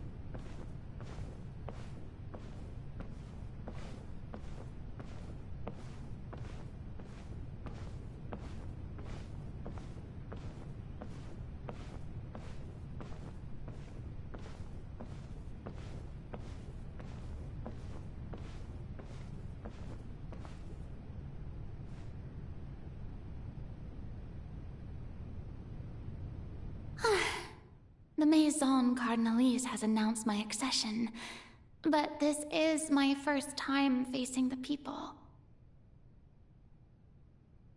What should I say to most appear like a god? To be honest, I still don't know. Perhaps I should first try to act natural.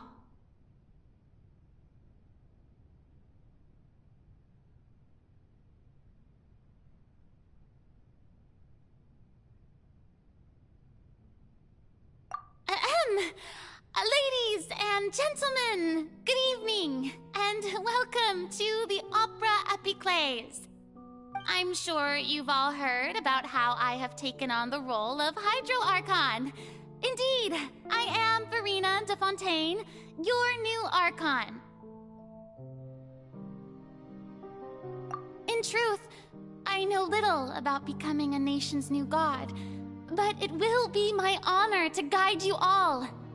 As the god Focalor, the god of justice, I shall do all within my power to lead you into an age of fairness and justice.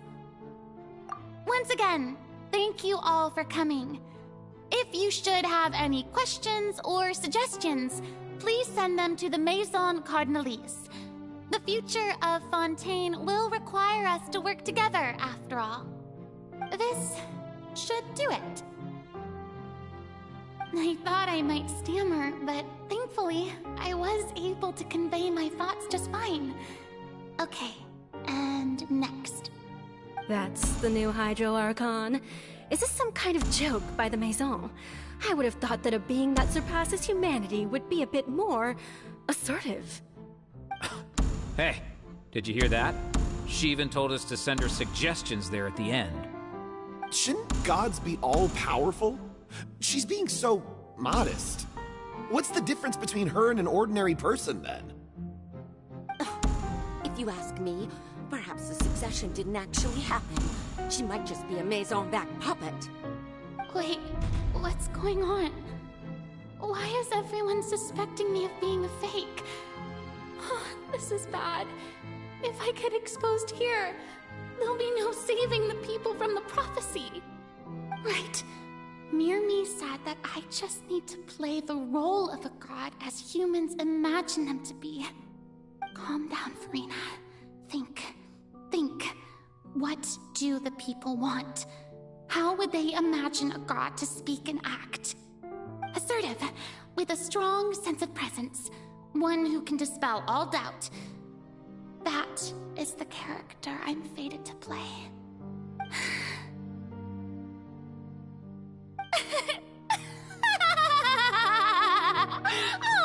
Oh, very good, my people.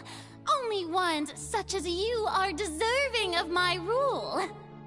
Now, I was wondering if some weak puppet were to one day come onto the stage and claim ownership of this opera house, would the children of Fontaine follow them? Well, it seems that you would all see right through them. Having passed my test, you are qualified to witness wondrous trials alongside my august self, here in this opera house.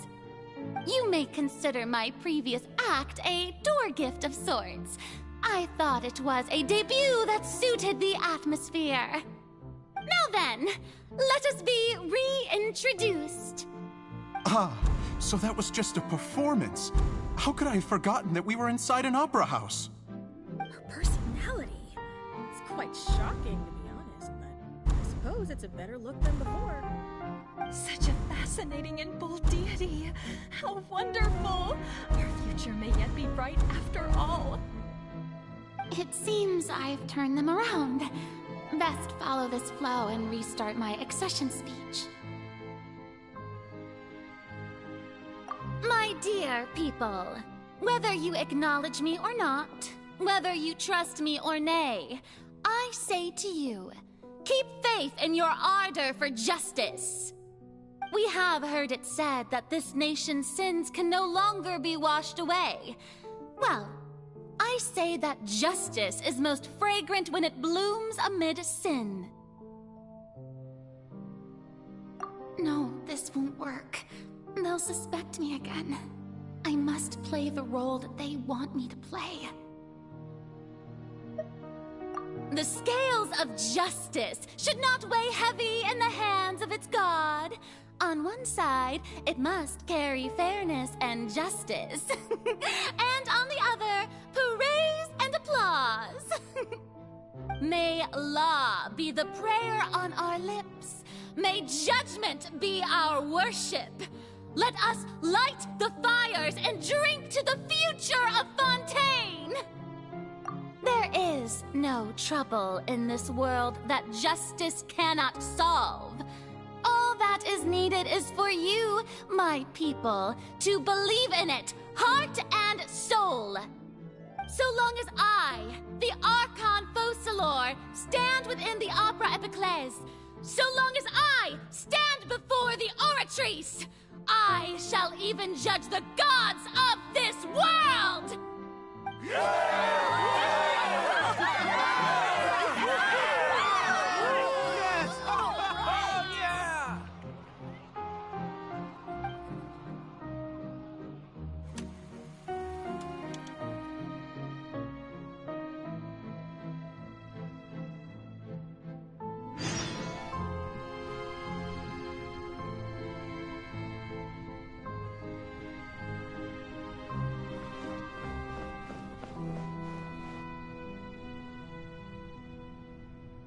Lady Farina, here are today's case reports, as well as a summary of the follow-up for your perusal. Come now, was I not just at the Opera House in person? Leave these kinds of things to Neuvillette. Besides, none of these trials were the one that I'm looking forward to the most. If I may be so impertinent, what kind of trial are you truly looking forward to? A magnificent, dramatic, and wondrous trial. A trial to end all things. How could you hope to understand? That's true. I fear I lack the ability to grasp your divine thought, Lady Archon. No need for fright, and do not take what I said before too seriously.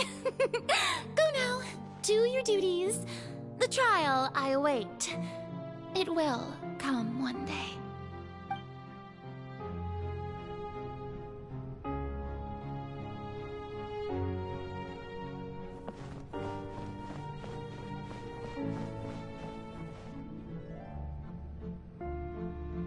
Lady Farina, I don't know what to say.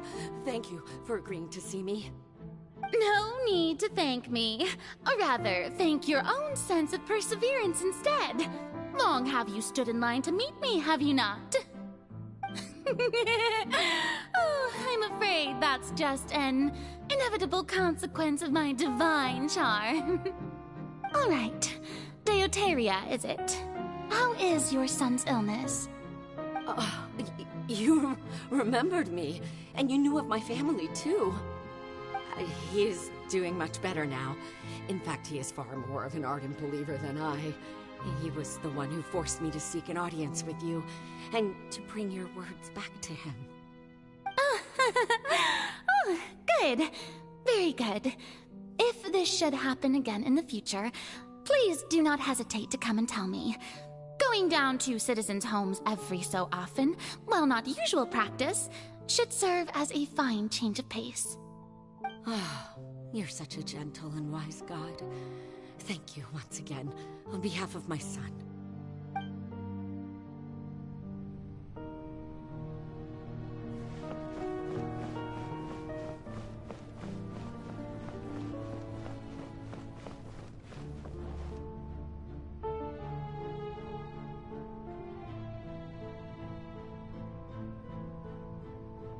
Lady Farina, here are the latest hydrological reports. As for the specific parameters you asked to take note of, I'm afraid things still don't look good. I see. It's as I thought, then. As your god, I did already expect this, but I wanted to see how far your human wisdom would allow you to analyze it. All manner of signs indicate that the prophecy will still come to pass. Forget it. That's not something you need to worry about right now. Well, as I understand it, the Fontaine Research Institute is also trying to find a way to counter the rising water levels. Really? Have they found anything? I'm afraid that they haven't found any effective solution thus far. Oh, is that so? Well, no wonder. This issue has reached the realm of the gods, after all. Still, their spirit is praiseworthy.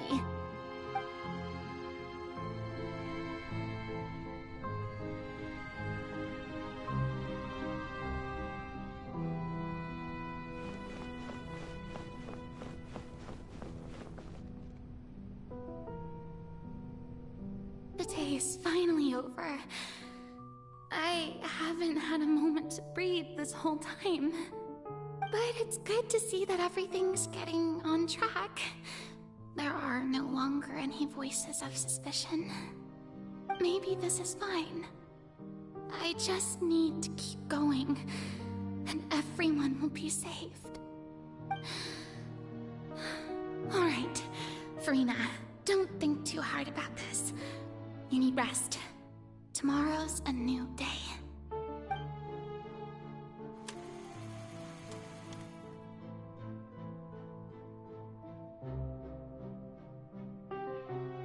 Lady Farina, here are the new trial reports for the latest cases, as well as a summary of the follow-up.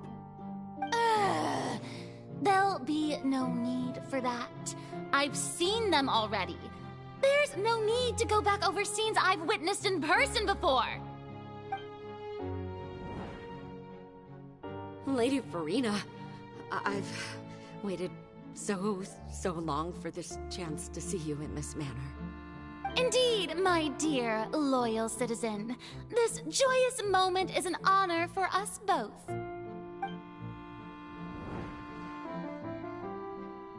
Lady Farina, we're detecting significant hydrological anomalies near Poisson.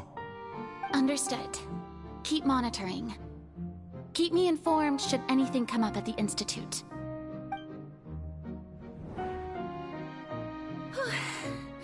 I don't think I let anything slip today. I must show the people that there is nothing to worry about. I just don't know when these days will end. I feel utterly exhausted. Best to rest early today, too.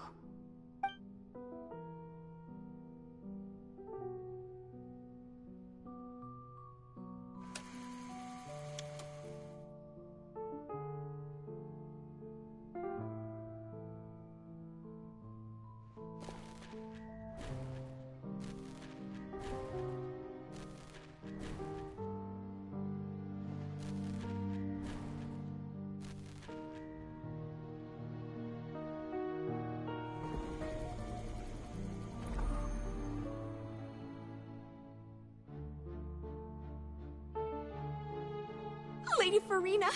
It's like a dream being able to speak with you up close like this. I've heard that the first member of our family who was honored to receive an audience with you was Madame Deoteria, almost 20 generations ago. And what a fine family yours is indeed. It brings me great joy to meet such a faithful believer, a descendant of a line most ardent. Surely you exaggerate, Lady Farina. My lady? What is it, good citizen? Are you crying?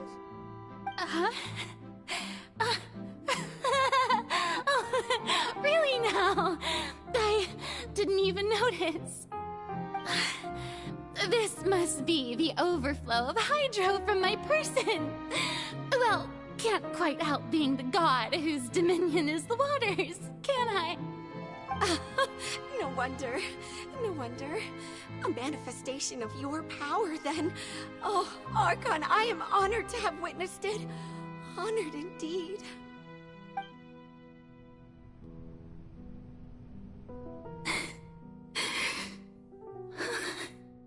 So interminable. So lonely. Just how much longer? Hundreds of years must have passed by now. Perhaps the show must go on for hundreds more. I never imagined that it would hurt so much. Have I reached my limit? No. Perhaps I reached it long ago. Today I didn't even notice my own tears. I want to tell someone, anyone, about this. But would that not destroy all I've done so far? I've conducted so many investigations across the centuries. But there's not even a sliver of hope that we might break the prophecy. All I can do is keep heart.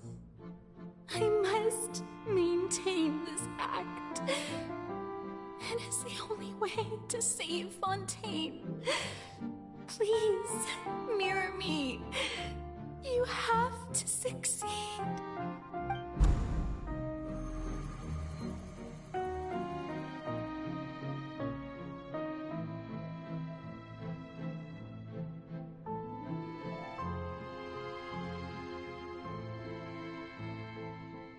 Farina, you don't have to shoulder this burden alone. Although I don't know what you might be keeping from everyone. Your people are more than willing to share your burden with you.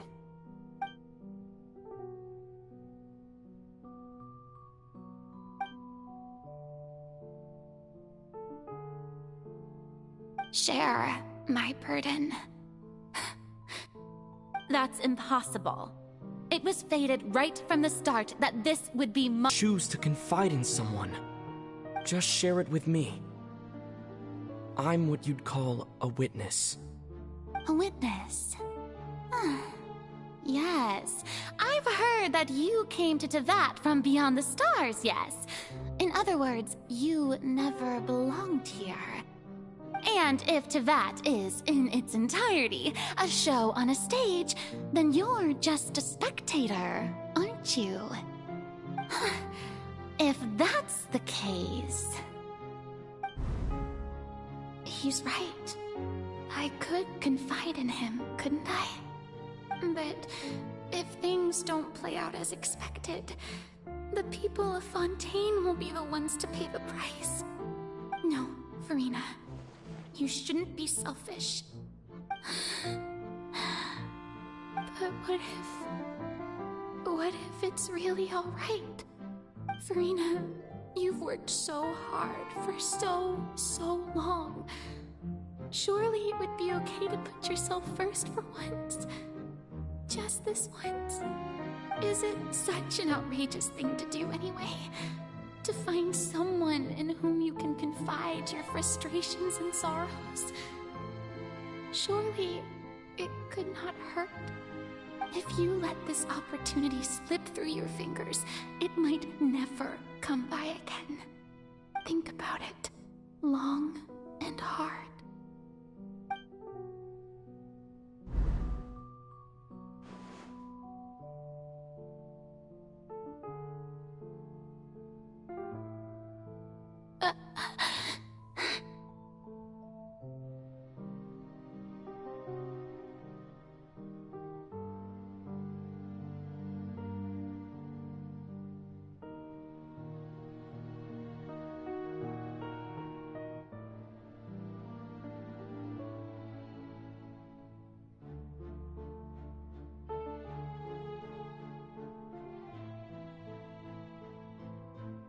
No, I have nothing to say.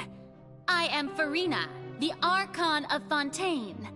Everything will surely get better. All you need to do, dear spectator, is to witness my performance until the curtains fall.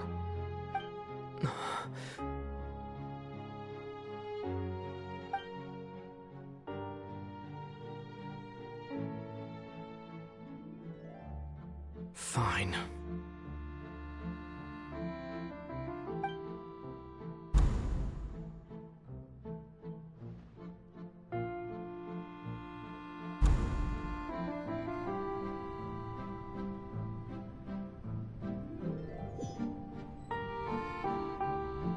So even Farina doesn't know the truth? You've never once let her in on the full plan? Yes, it had to be done. To deceive the heavenly principles, you must first deceive yourself. She did very well. If she had let her resolve falter even once in these 5 centuries, Fontaine would have been doomed to the most tragic fate. It seems that trusting humanity was the right decision after all. I believe that I understand how your deception works, but that is only half the truth, is it not? How would you build on this foundation to save the people of Fontaine? That is the most important thing. Ah, good, good. Of course the Iudex of Fontaine has pinpointed the crux of the issue. I'm sure you've long sensed that the Oratrice is no simple machine, yes? I've always suspected that it had its own consciousness. And Lenny did mention that he heard a human voice within the core chamber. It now seems that that person was you, hidden within the machine all along. Am I right? And then I became one with the Oratrice, taking Fontaine's gnosis with me. Yes, it would seem so, wouldn't it? Alas, your understanding of this device still lacks sufficient depth. In truth, it is no enactor of justice. It is, in fact, a device created to kill the god of justice. I beg your pardon? Oh, you have it. And to be more precise, not only will the Oratrice take down the god of justice, it will also take down the divine throne upon which she has been placed. I mean, did you think I would be the sort to enjoy peaceful repose while Farina suffered? My work over these last 500 years has been to constantly accumulate indemnitium within the Oratrice. But really, some have already discovered that only a small fraction of the energy generated by the device was ever used to provide power to Fontaine. The vast majority has been, had to be, accumulated to enact this death sentence. It was all a part of your plan, then? Both the trial and the sentence? Indeed. This power, accrued over 5 centuries, could have sustained Fontainians for millennia had it only been used for that purpose. Almost all of it has now been stored within the Oratrice. But only power of this magnitude could hope to destroy the Hydro Archon's divine throne, shaking the rules established by Celestia, and breaking through the institution that is the Seven. So the Oratrice's call for death was for neither Farina nor Focalor, but for the Hydro Archon. The destruction of that divine throne.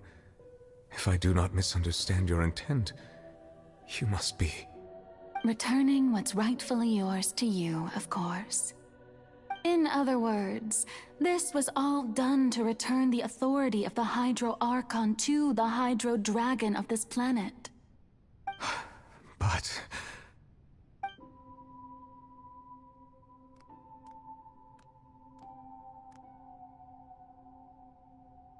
Oh, what? Getting sad again, are we?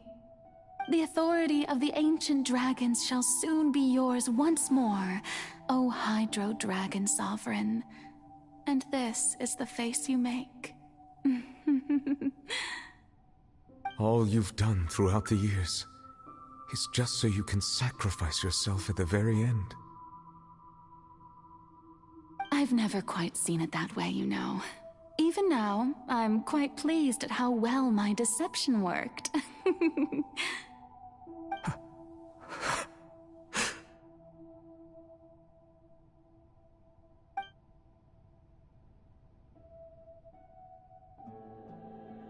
Hydro Dragon, don't cry.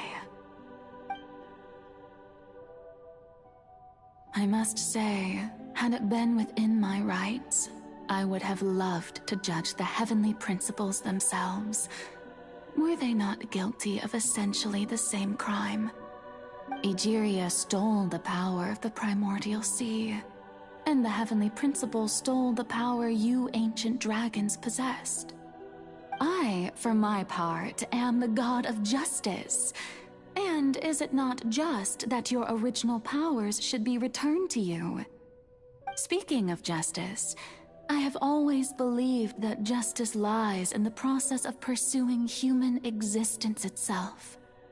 So, if the theft of the primordial sea's might was Fontaine's original sin, then, leaving matters of procedural right and wrong aside, the descent of the Fontainians as humans and their right to exist in this world would be Fontaine's original justice. In other words, existence was Egeria's justice, and to me, justice is the continuation of that existence. Defying the prophecy and ensuring that Fontaine's people shall live on, that should be the justice enthroned over all others.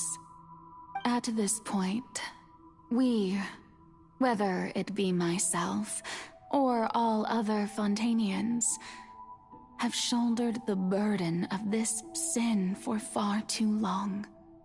Iudex Nervillet, the highest judge in our land, when you regain your full power as an elemental sovereign, what verdict shall you pass upon us?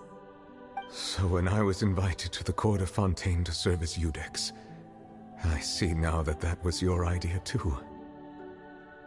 At last, I now understand the true purpose behind this position.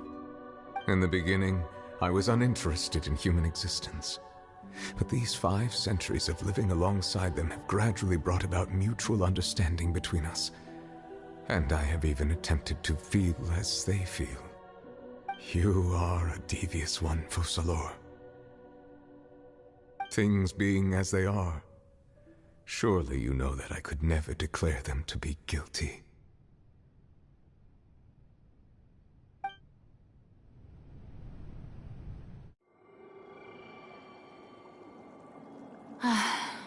The hour of my execution is almost here. For the sinner, the curtain call has come. I know I may not sound it, but faced with death, I find myself a little afraid. Perhaps this is one thing both gods and humans have in common.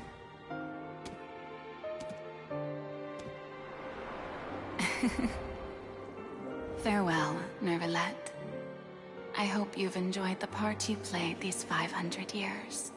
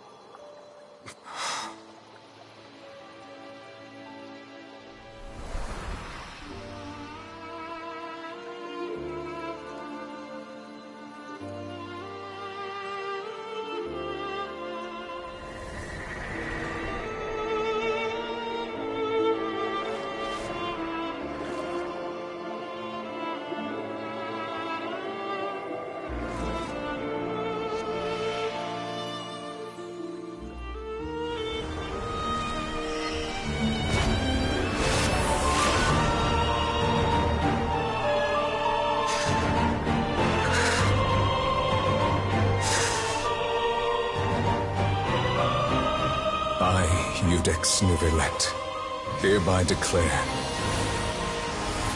people of Fontaine, your sins are forgiven.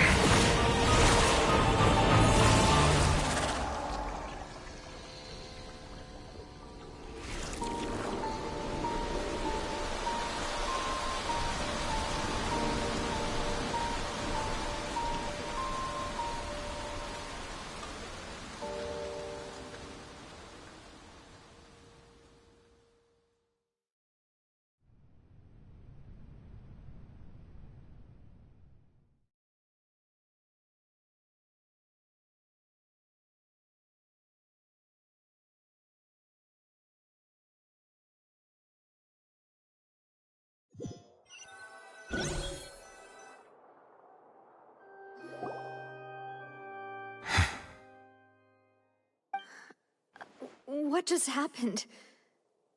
Has the death sentence been carried out? Was that bright light some sort of misdirection? I have a feeling that something huge just happened. But since we're all still alive and haven't been dissolved, I assume whatever happened was good for us. It's time to end this.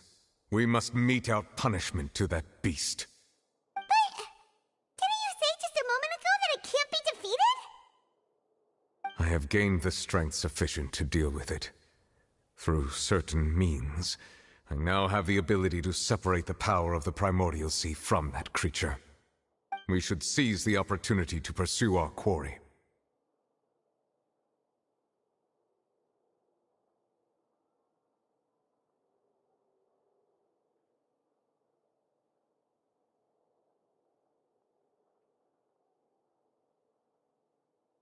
Traveler, now that the oratories can no longer function, I require an executor to help me mete out justice. The root of the calamities befalling Fontaine, the beast that enacts the prophecy.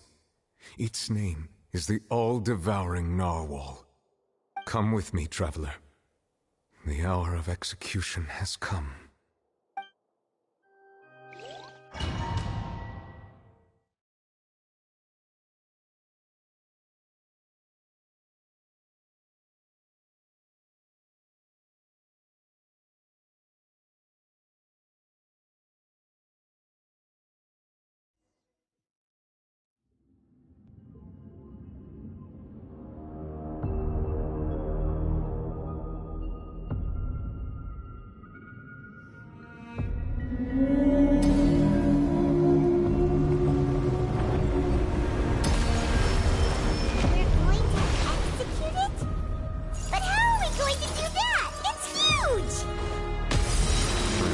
done my best to separate the power of the primordial sea from the way.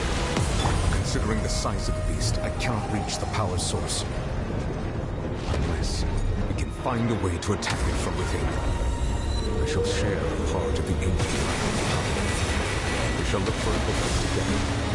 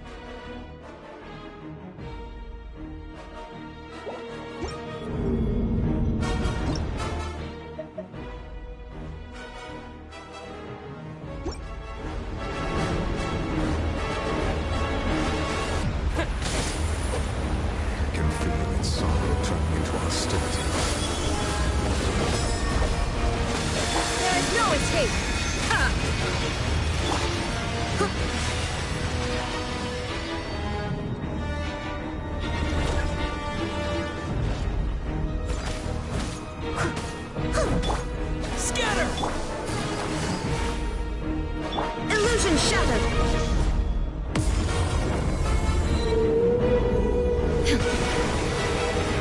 The all-devouring narwhal cannot resist its instinct to devour.